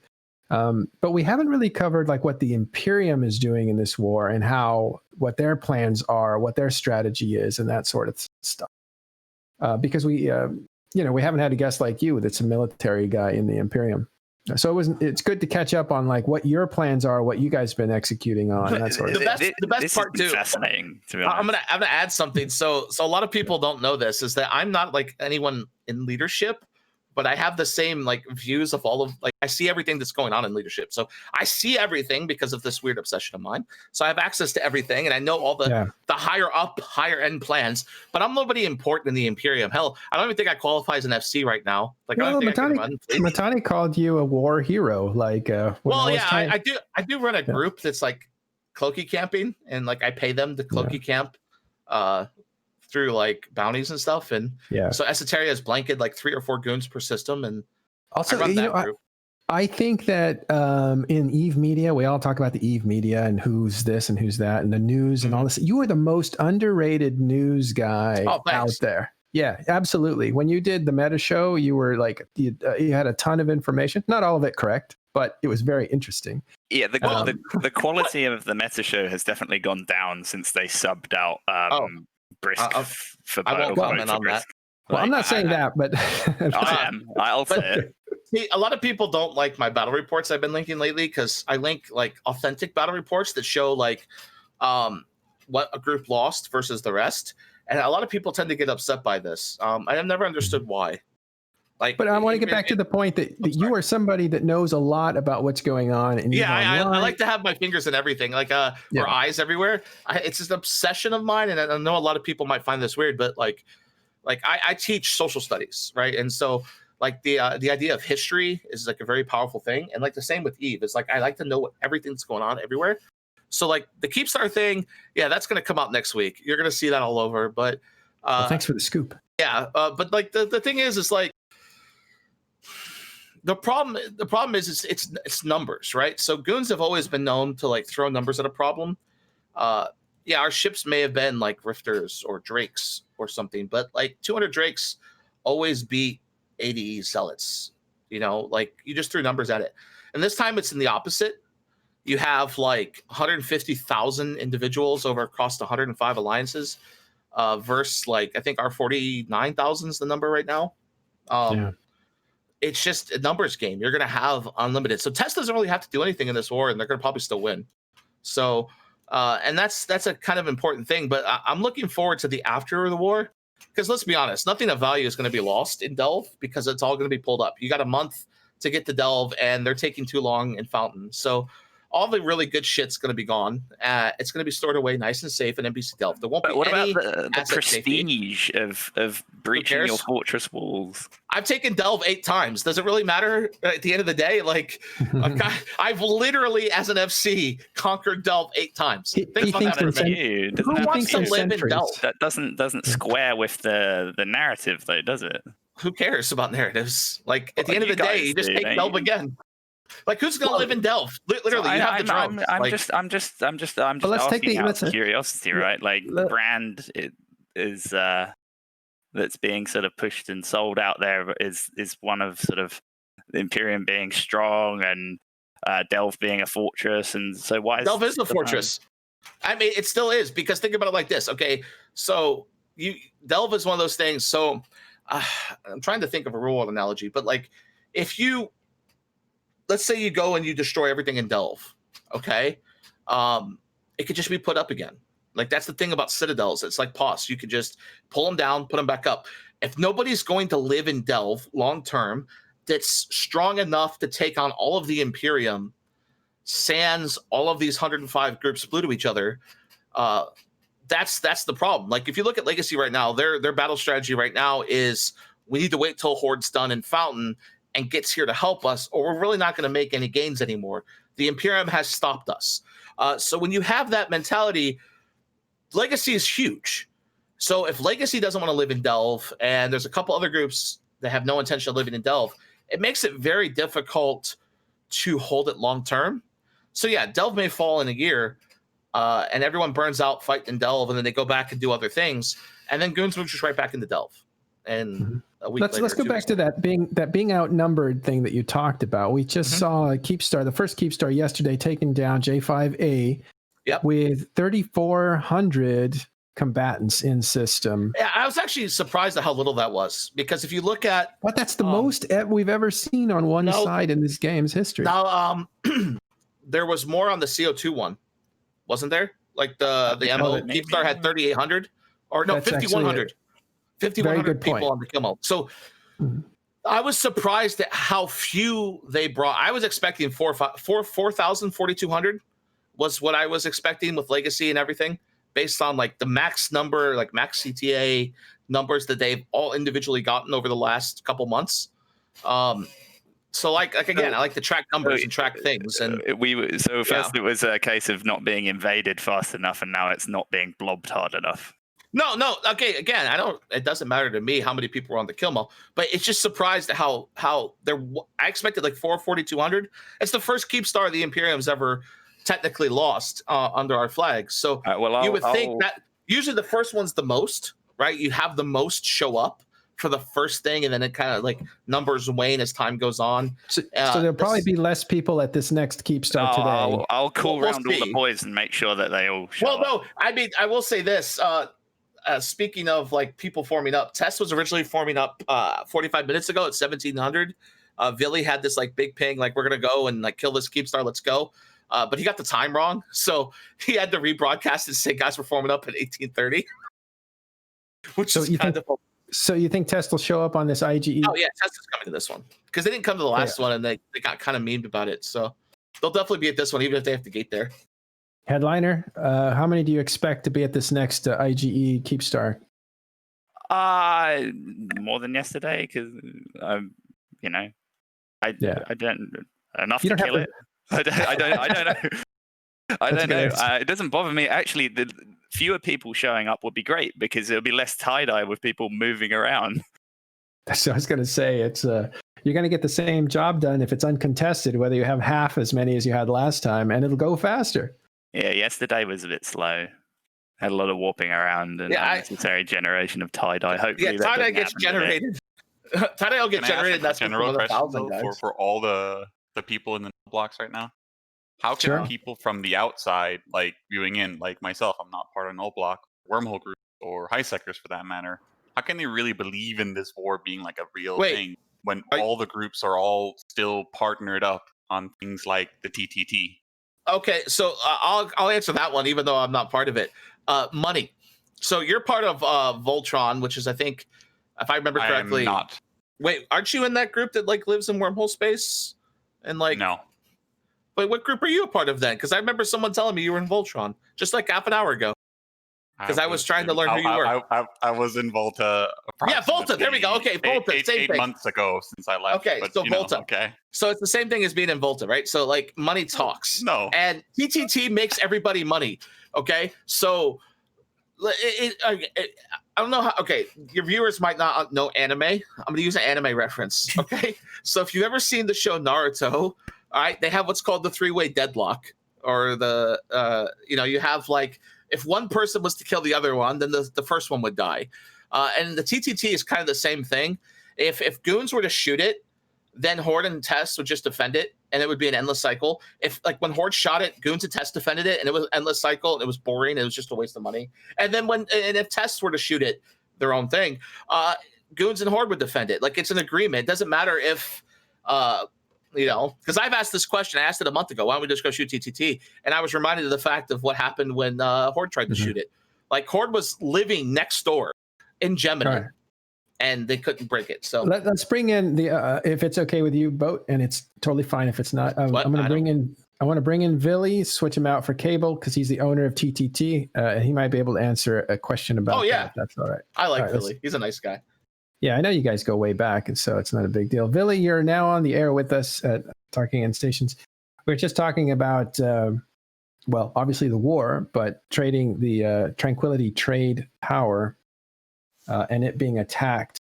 And the question that Cable asked before he left here was, how can anybody believe in this war if you guys are all still in business through the Tranquility trade tower?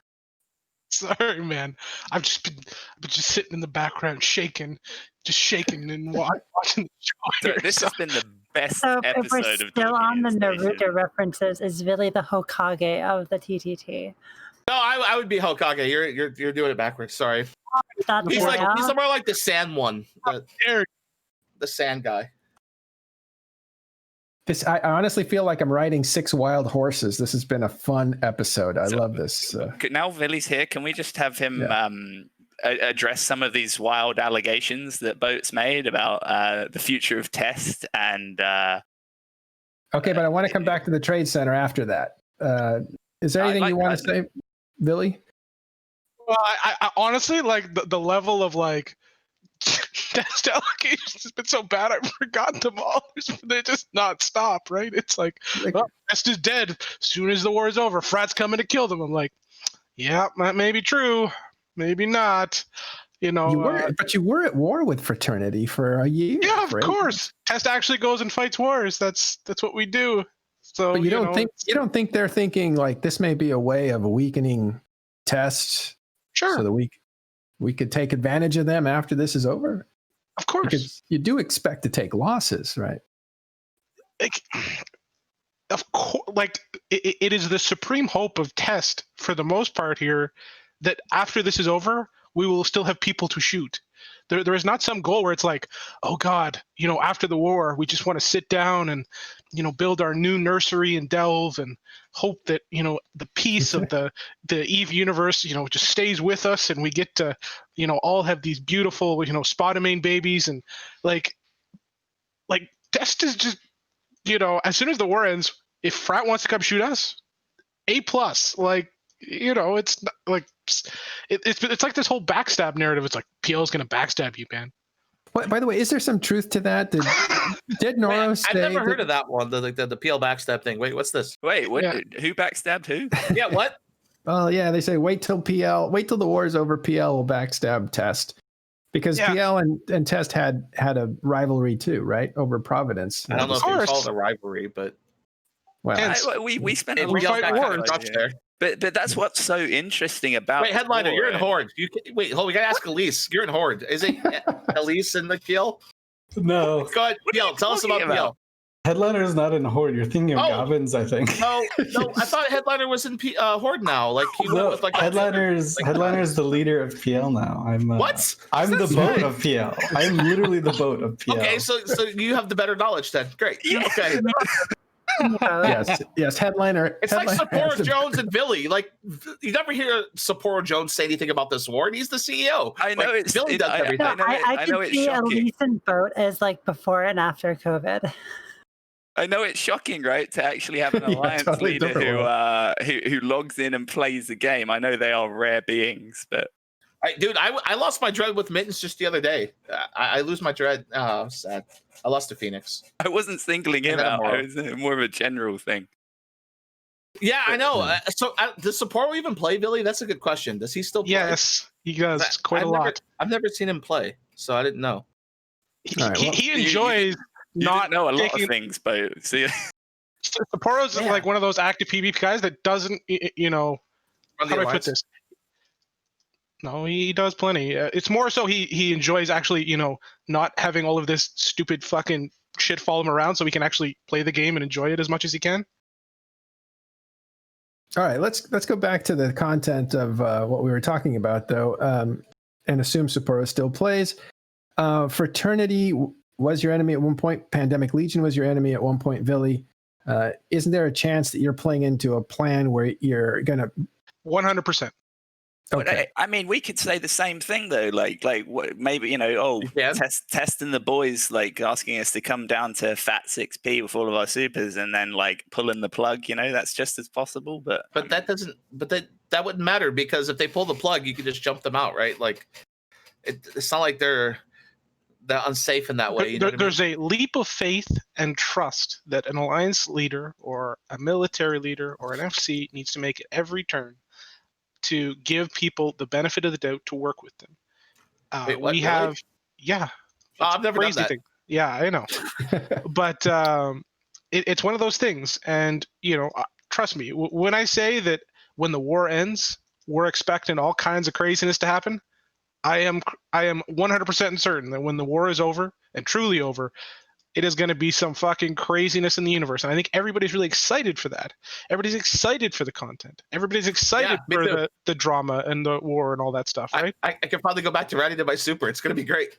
Probably not. Billy, what do you What do you think about the Imperium starting to lift up structures and stuff? Are you going to get there in time to destroy anything good, or if even you intend to, or if that's going to happen? Well, it's a curious bit of narrative control, right? It's like, because I could have sworn that Fortress Delve was going to be the greatest structured grind in history. So if they want to unanchor them all, that is going to be hilarious. I mean, it still can be.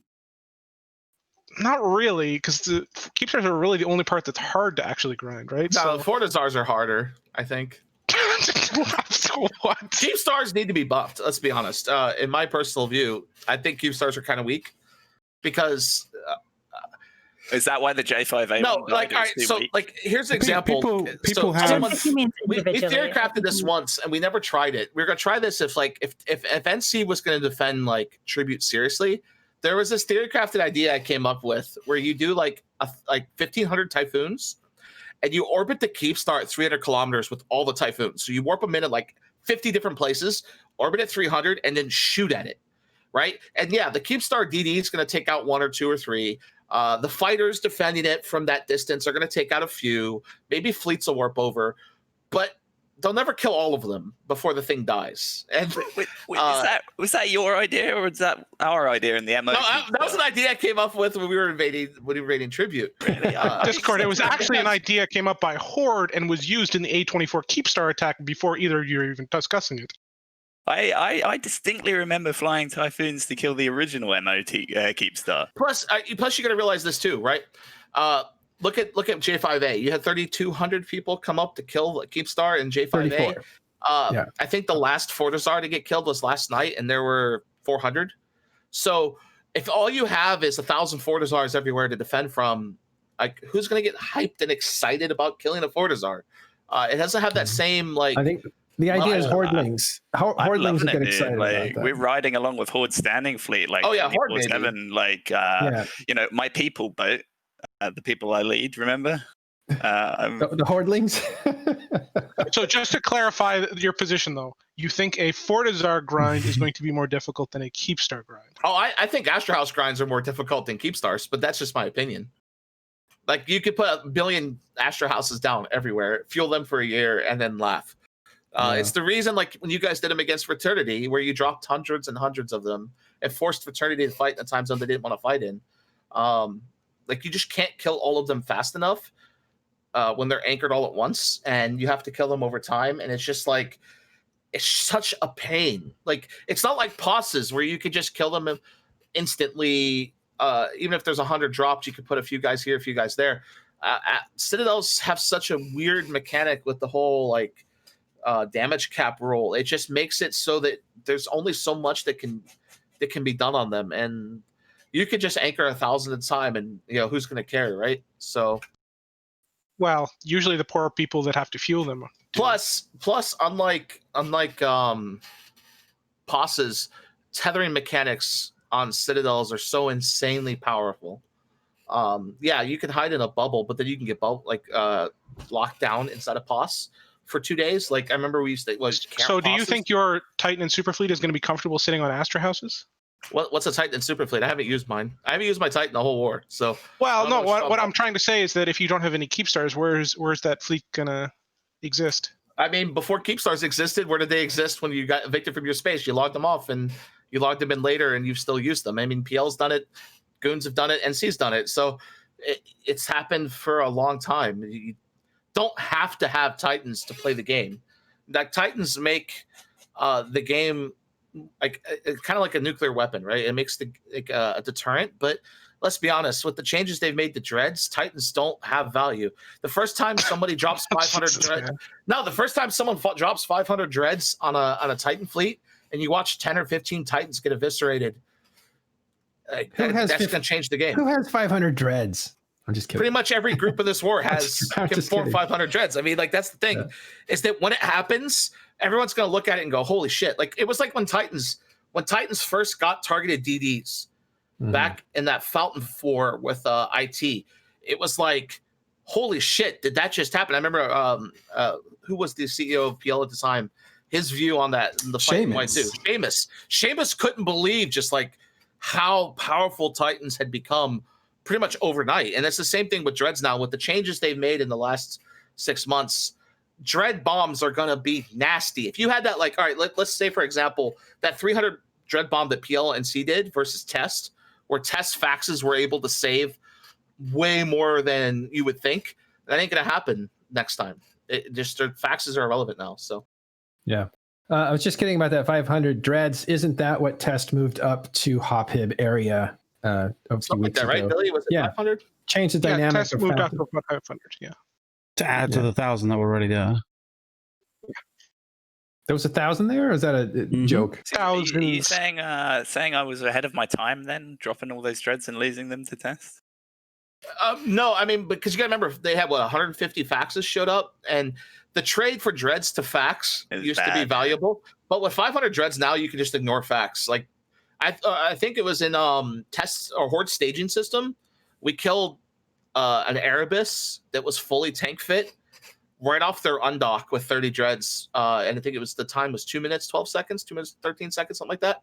I've timed pretty much all the kills we've done lately with Supers and Titans where we've killed them. I've timed how long it takes to kill them, and it's just ridiculous. Seven dreads can kill a fully tanked Nyx in 3 minutes. So imagine 500 of those. You're just gonna chew through Titans before reps matter, and reps don't matter anymore. How does that affect this war? First group Let's to be use clear. Titans is going to be interesting. Yeah, so there's like shreds of truth to what Wood is saying there, and that Titans are super weak to dreads in certain situations, which is absolutely true.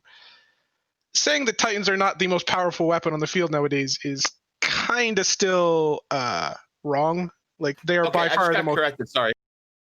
The most powerful weapon is the line member.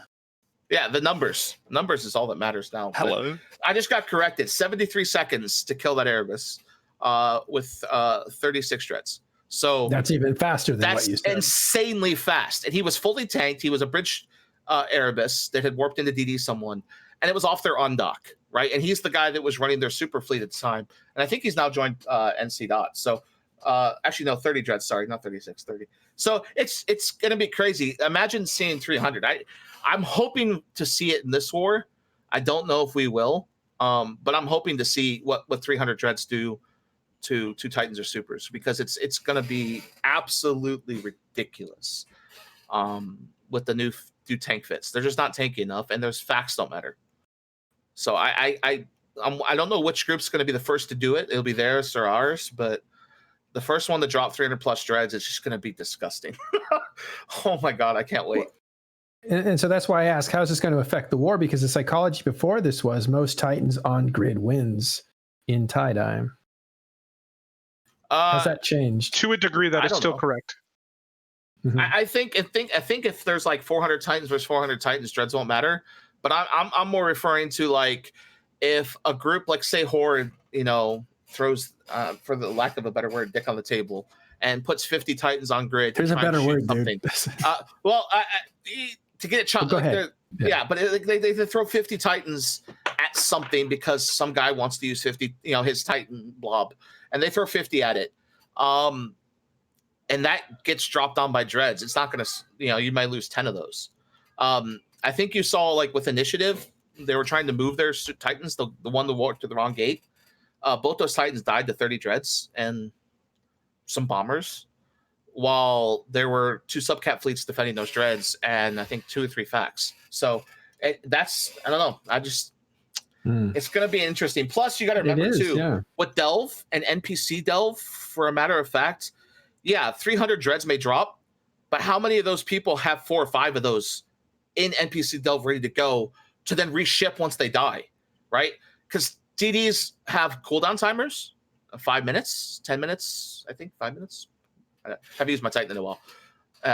So, I think we saw there was a fight with Test in TCAG where, like, ProGod told people to shoot their own pods. They had a Harpy fleet killing blue pods so they could just go back and reship in D-P and get back to the fight in tie-dye, because self-destructing your pod would have taken an hour. 2 minutes.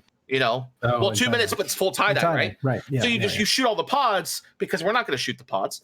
And so you're going to see that on dread bombs, especially with NPC space.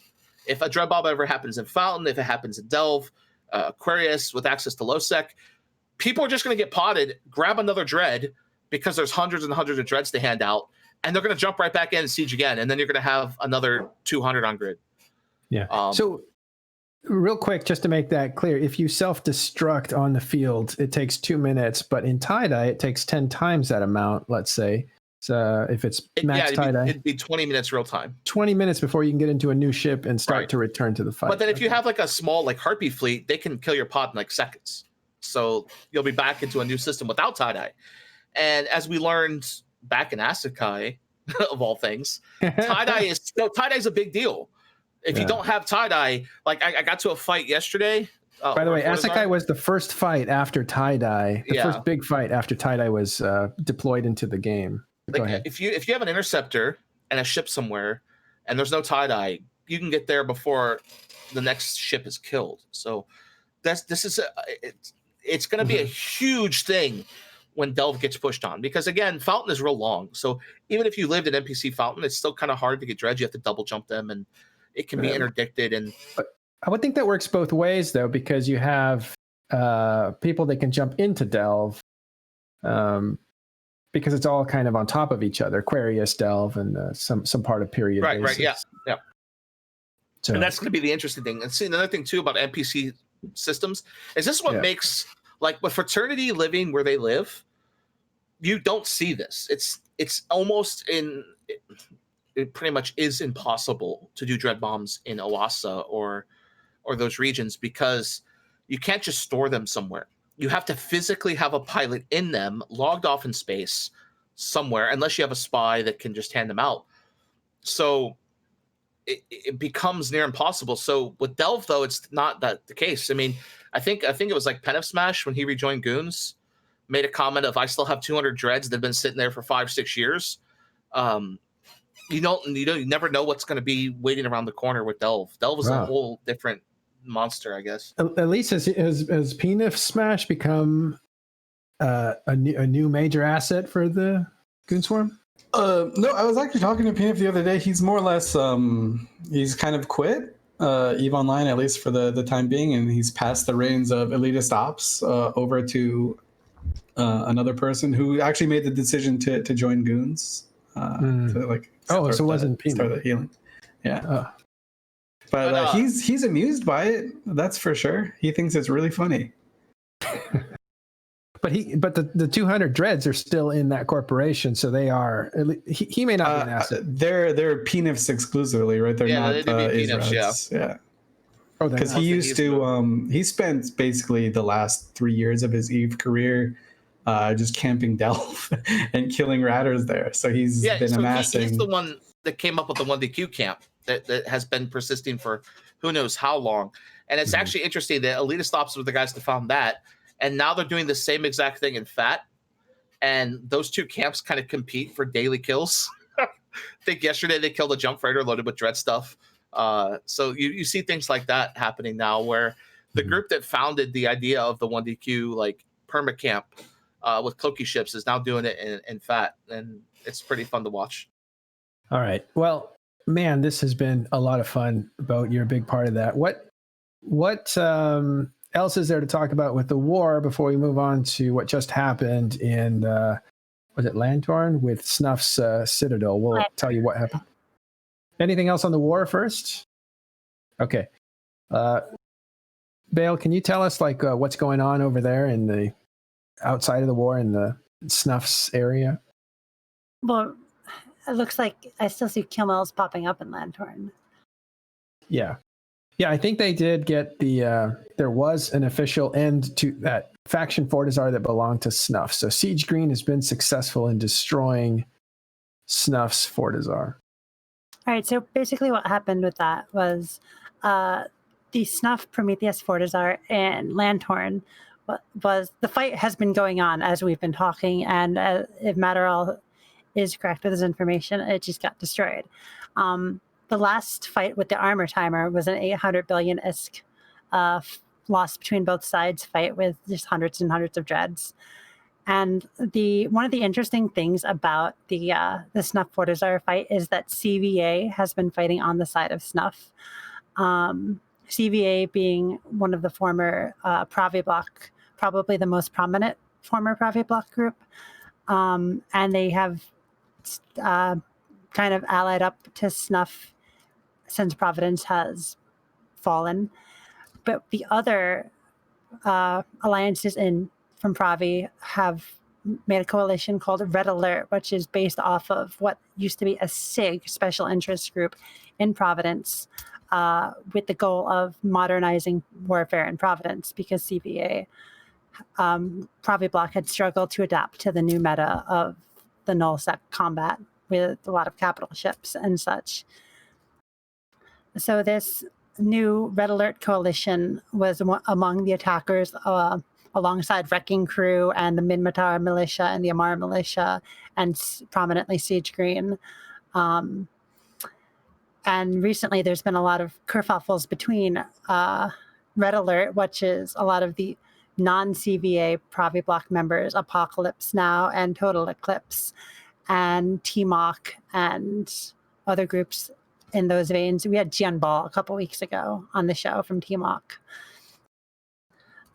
But recently, Red Alert put out an in-character announcement saying that CVA has fallen in with pirates, and it's a big, long announcement about CVA basically being traitors in their eyes. And to the Amarian cause, right? Yeah. So basically, Red Alert has declared CVA as traitors to the Empire. CVA recently responded with their own little faux automated response letter that's kind of cheeky, and that was kind of funny. And CVA and Red Alert are now read to one another since that exchange. So the other members of former Pravi Block and CVA are now read to one another, with CVA working with Snuff. So that's been kind of a shakeup in the whole the fate of Pravi Block as it is. Yeah, it's huge. I need to thank Siege Green though, if I can. So you to kind of segue between the war and like the stuff going on there. During the fight, Siege Green bought up all the fighters in JITA that they could buy. Literally bought out every single fighter in the game in like high sec and stuff, simply because what Snuff were doing is they were taking jump freighters and oracles and jumping in new fighters to their carriers as they would lose them, and restocking the fighters on the fly. So Siege Green bought them all. But the best part about Siege Green buying all the fighters was a lot of people made like a shit ton of money, like off of like the extreme prices they were setting the fighters at. But what's even better is like at the same time that fight was happening, Horde was trying to reinforce a Keepstar, and I think CTAC-N, and lost like 600 sets of fighters. And so they had to go buy fighters, but there was none on the market to buy. So they were paying like 5 times the price for T1 fighters that they normally would pay to get them reimbursed. That's not strictly true. Like, well, I mean, that's actually true. I mean, that's what Goblin said. We have plenty of fighters here. You reimburse them, but I'm saying like next time they had to go buy them. Like one of the logistics guys in Horde was like, "Yeah, I had to go back to JITA and buy more," and that is crazy. That is a good tactic and very interesting. But Cable Uta, who was in here before, said that he supplied Snuff with 2,000 fighters. So they did get a hold of some, but I do like that idea. Now, what's the deal with none of my fighters sold? I'm pretty sure it's not true, because I would have liked my 10% markup. I made 11 billion all fighters. Like I went from it cost me 11 billion to make them, and then I sold them for 22. Maybe you should sell in JITA, Billy. And there's more business to be. Yeah. We still didn't talk about the trade center. We'll get to that in a second, I guess. Let's finish up with Snuff right now. What's the deal with Siege Green? Everybody seems to love these guys. Siege Green is a large, predominantly Korean, but has some non-Korean corps. Like we discussed before the show, they have a few Japanese corps too, but they're a predominantly Korean alliance that they are just a really, really big force in LoSec. They have a lot of like when I dropped my Dread on stream, they dropped a bunch of Aeons on me, which was kind of funny.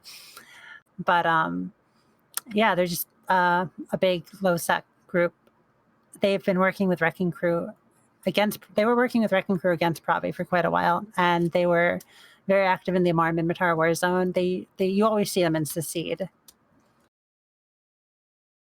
They're kind of like a counterbalance. They act now as a counterbalance in a way to Snuff, right? For the longest time, there was like this rivalry between Snuff and Shadow Cartel. Like they balanced each other out. Shadow Cartel collapsed, and so Lowsec, at least in certain areas, was dominated by Snuff. Snuff was like the biggest fish in the smallest pond you can imagine. And now like the dynamic is kind of shifting a little bit back to them having competition. Yeah, Snuff and Lowsec always would roll up into an area, and then the content would just be killed just because they were bigger than everybody else. And so a lot of times things like this happen where a lot of groups do team up against Snuff. Siege Green happens to be probably the largest of the groups on the anti-Snuff side. Yeah. Was there some interesting stuff going on between Horde that showed up to the Armor Timer and their anger at adversity for shooting bridges or something like that? Does that ring a bell with anyone? I think they just wanted to get in on the action. All right. I got hold of some stuff that's pretty much had Gobbins saying like, I don't know why Adversity is shooting bridges. We're all fighting the same war. Adversity is a corporation in Snuff. Why they're messing with Geminate at this time. But if you want to mess with Geminate, we'll mess with you too. Therefore, we'll help take out your Fortizar.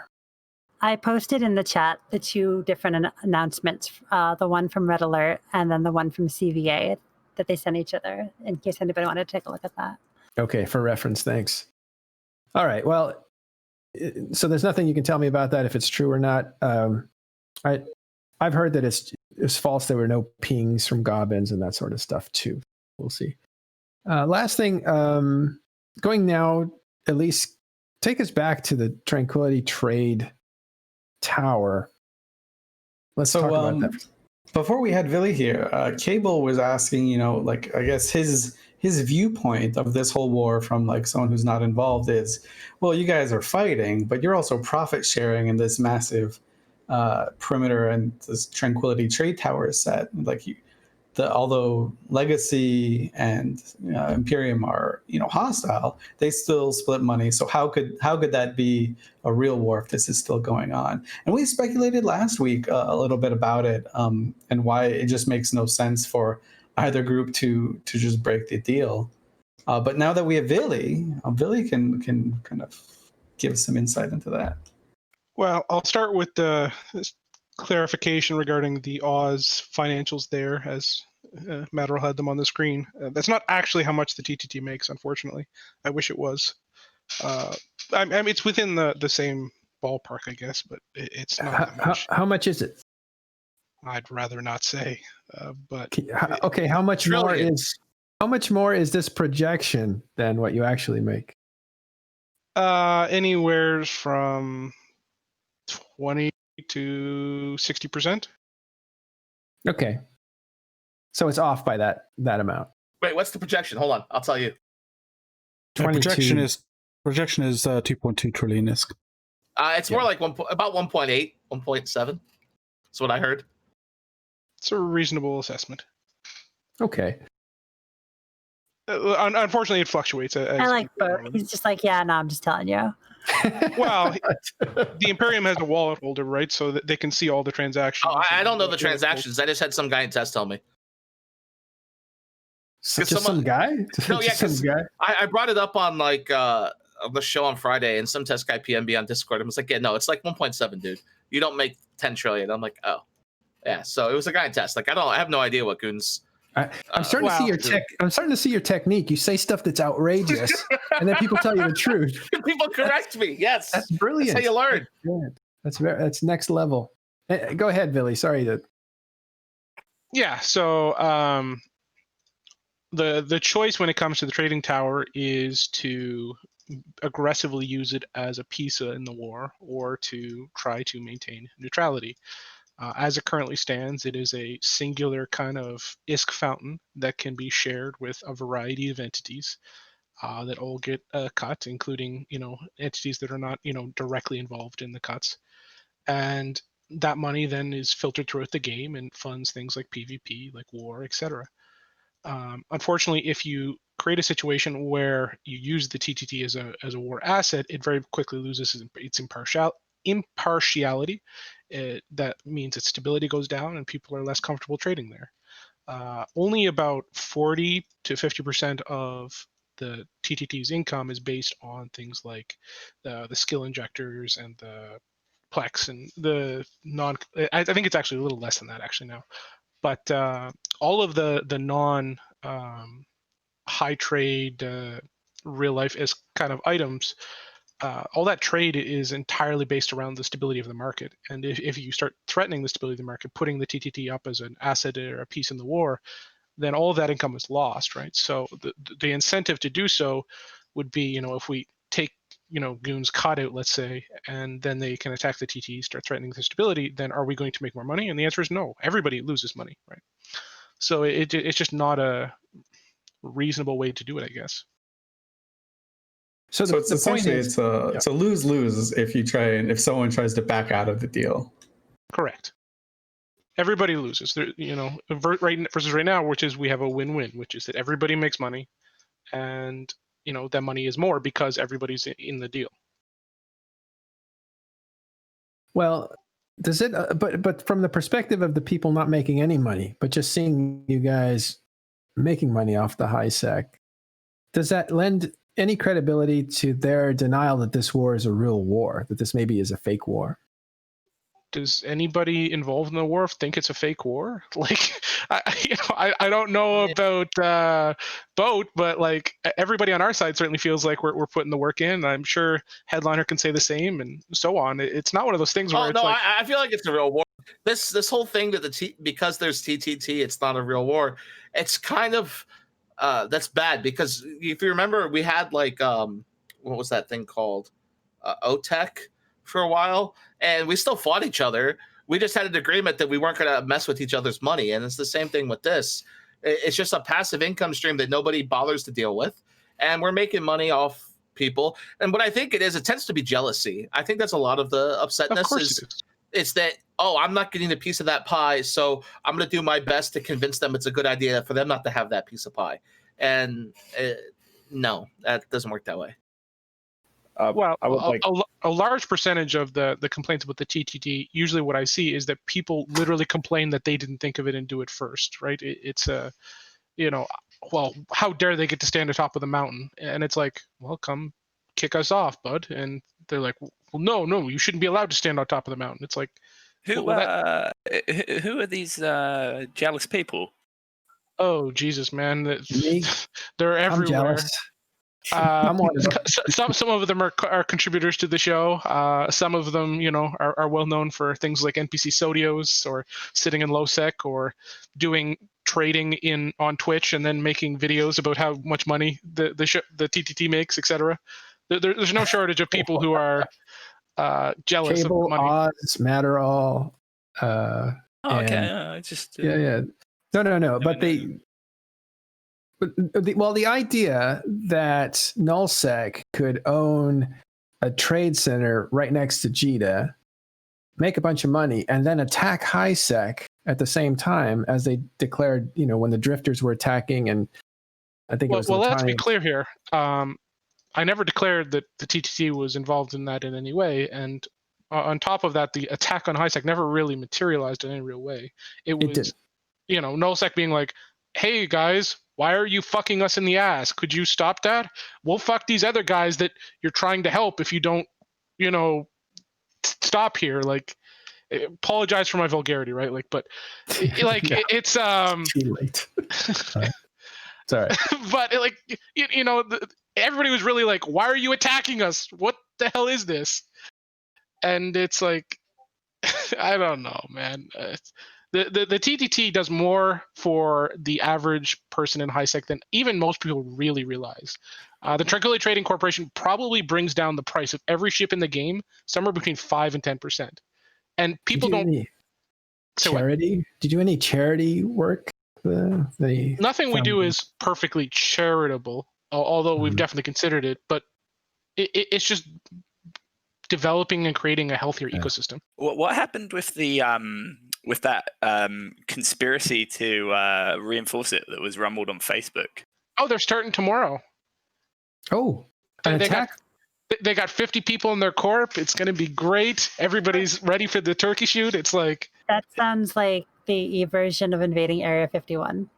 Yeah, no, like that's exactly what it's like. Bring it back to Naruto. And you got all the guards that are lining up. They're like, "This is gonna be fun." They got their batons out. They're like, "Yeah, invade us! Come on!"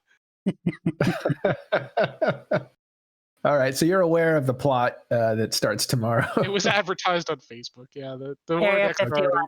Yeah. TT. Actually, that's a great. I never thought of it like that, but the Area 51 attack is a perfect way to summarize this. Yeah. How many would they need to actually be to actually cause a dent and make 1,000 people with 15,000 frigates would be my guess. Blaster magnates. Calling it now. All Naruto running right towards the TTT. All three timers. Well, if a war between the people who own the structure can't do it, and it takes 1,000 people, what hope is there for people who want to see that gone? Is it going to take an act of God? Is CCP It takes 1,000 people because there's easily 1,000 people ready to defend it. Yeah, like I'll go defend it. Let me be clear here. If people really wanted to attack the TTT and bring us down, I can think of ways they could slowly start doing so. And invariably what would happen is if they were truly the enemy that we would have to worry about, we'd just be like, you want some money, bud? You want to cut? And then you remove that threat, which is to a degree what has happened with certain groups, right? Mm-hmm. It's better to be part of the. How do I? There's I can't remember the historical comparisons, but it's something about how rebels are always converted to the cause, kind of thing. And basically, people have a choice. They can fight a hard, long fought battle on their morals because somebody's making money, or they can just get paid. And most people choose getting paid.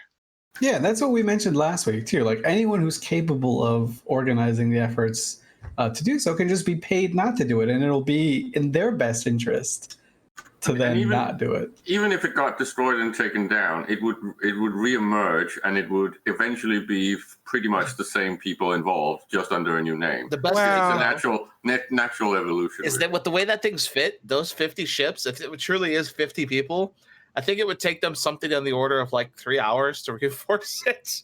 Wow, they're not even going to get damage cap. Yeah, I don't even think they'll get it 5%, like as they're suiciding. All right.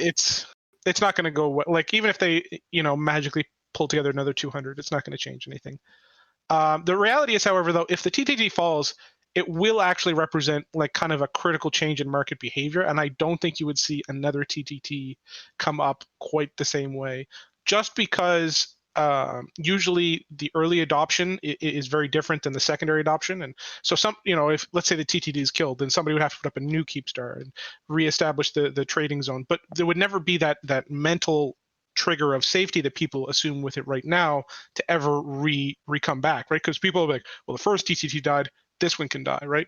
So a lot of that trade that we hold now would actually end up going to JITA or somewhere else. And so you would never see the TTT recover in the same way. Do you think, Billy, do you think Keepstars should be allowed in HiSec as a mechanic?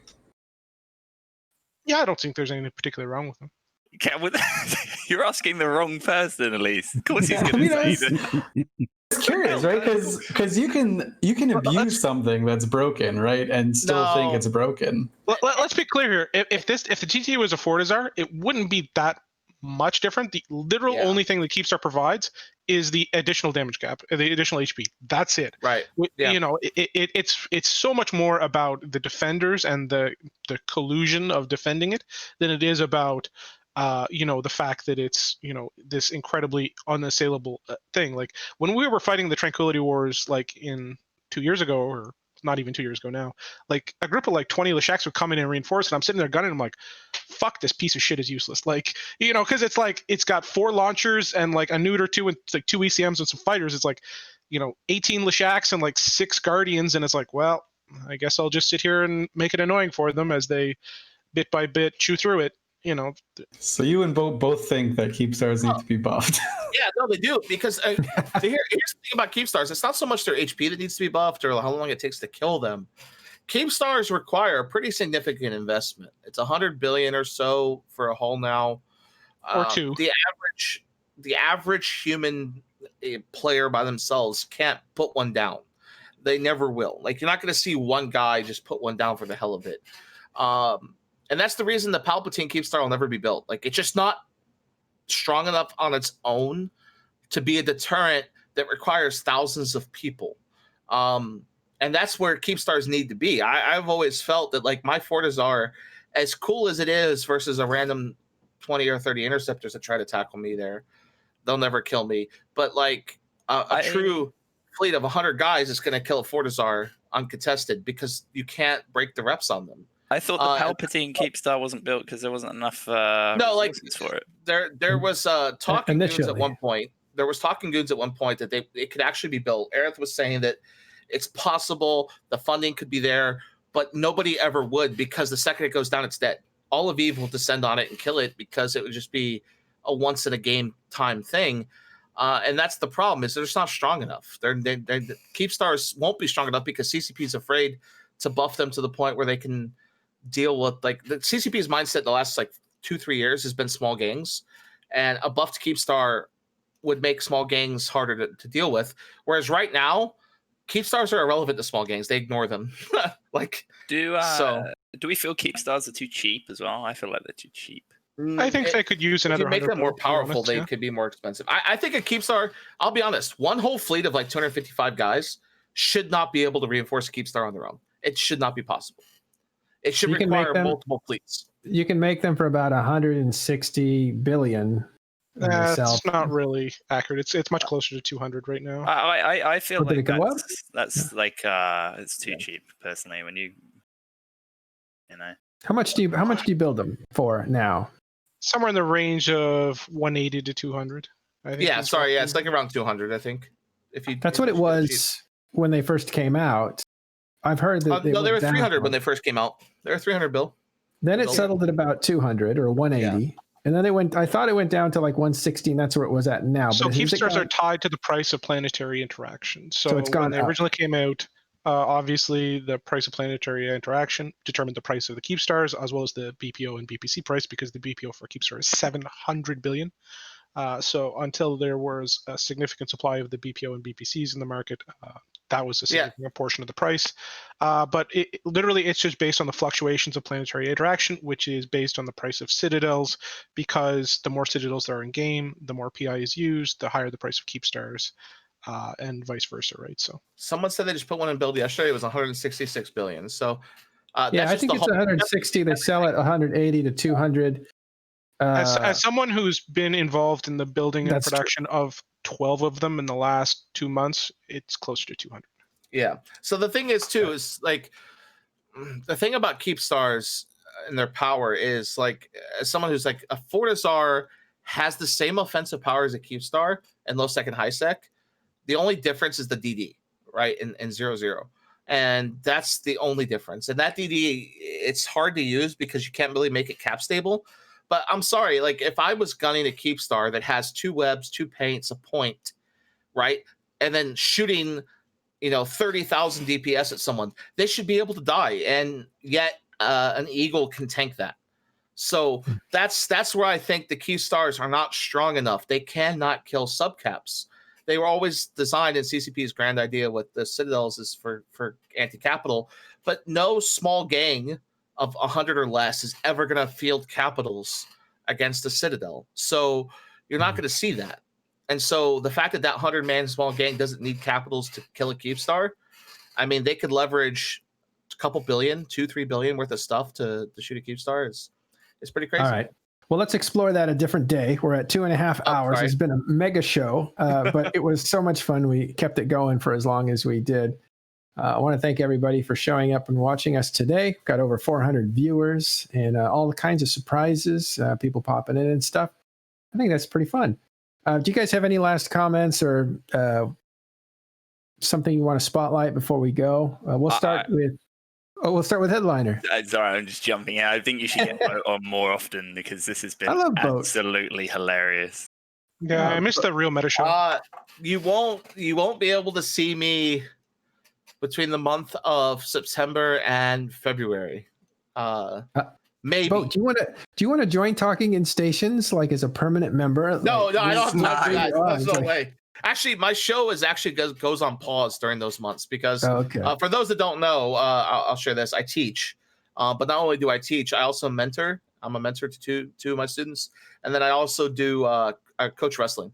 So like my September through February months are like impossible, like time, like 17-hour days and stuff. So yeah, like, sure. I'm mega busy.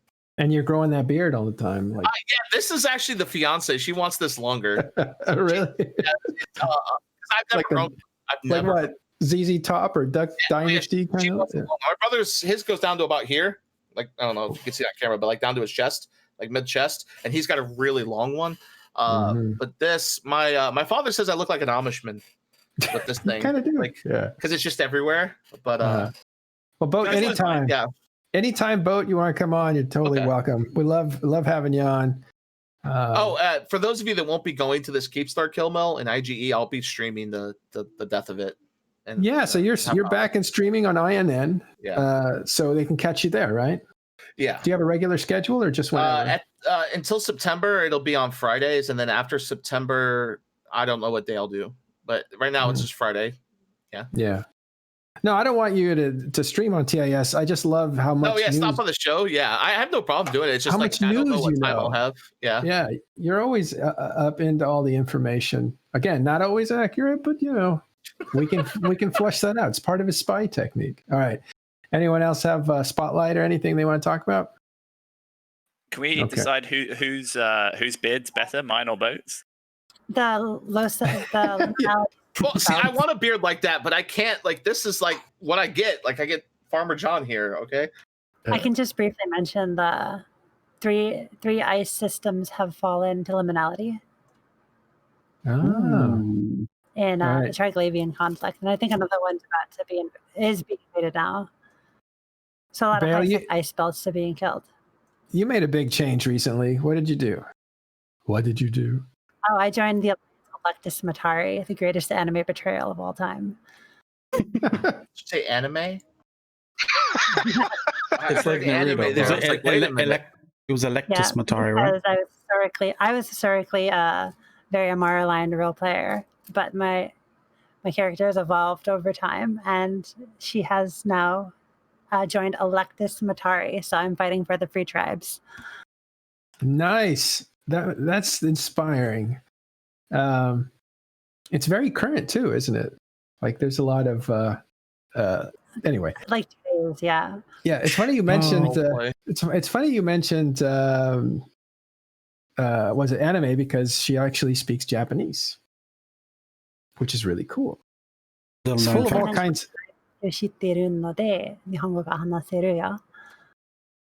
Full of all kinds of talent. All right. Thanks very much, everyone, for showing up. Don't forget, we have a new Wormhole show with Tiberius, who I think has probably fallen asleep over the last 2 hours. I'd like to say, actually, we don't do this often at all, but I'd like to say thank you very much to Nateo Stus, Sharian C for 3 months, Kondo Plays, Blisk Resin, and I Can Have Cheese Toast for the subs today. Nice. And also all our Patreons, we got some new ones that have joined on, and it's always nice to see that support. You can follow us at patreon.com/Matterall. Don't look for it by Talking in Stations, hard to find.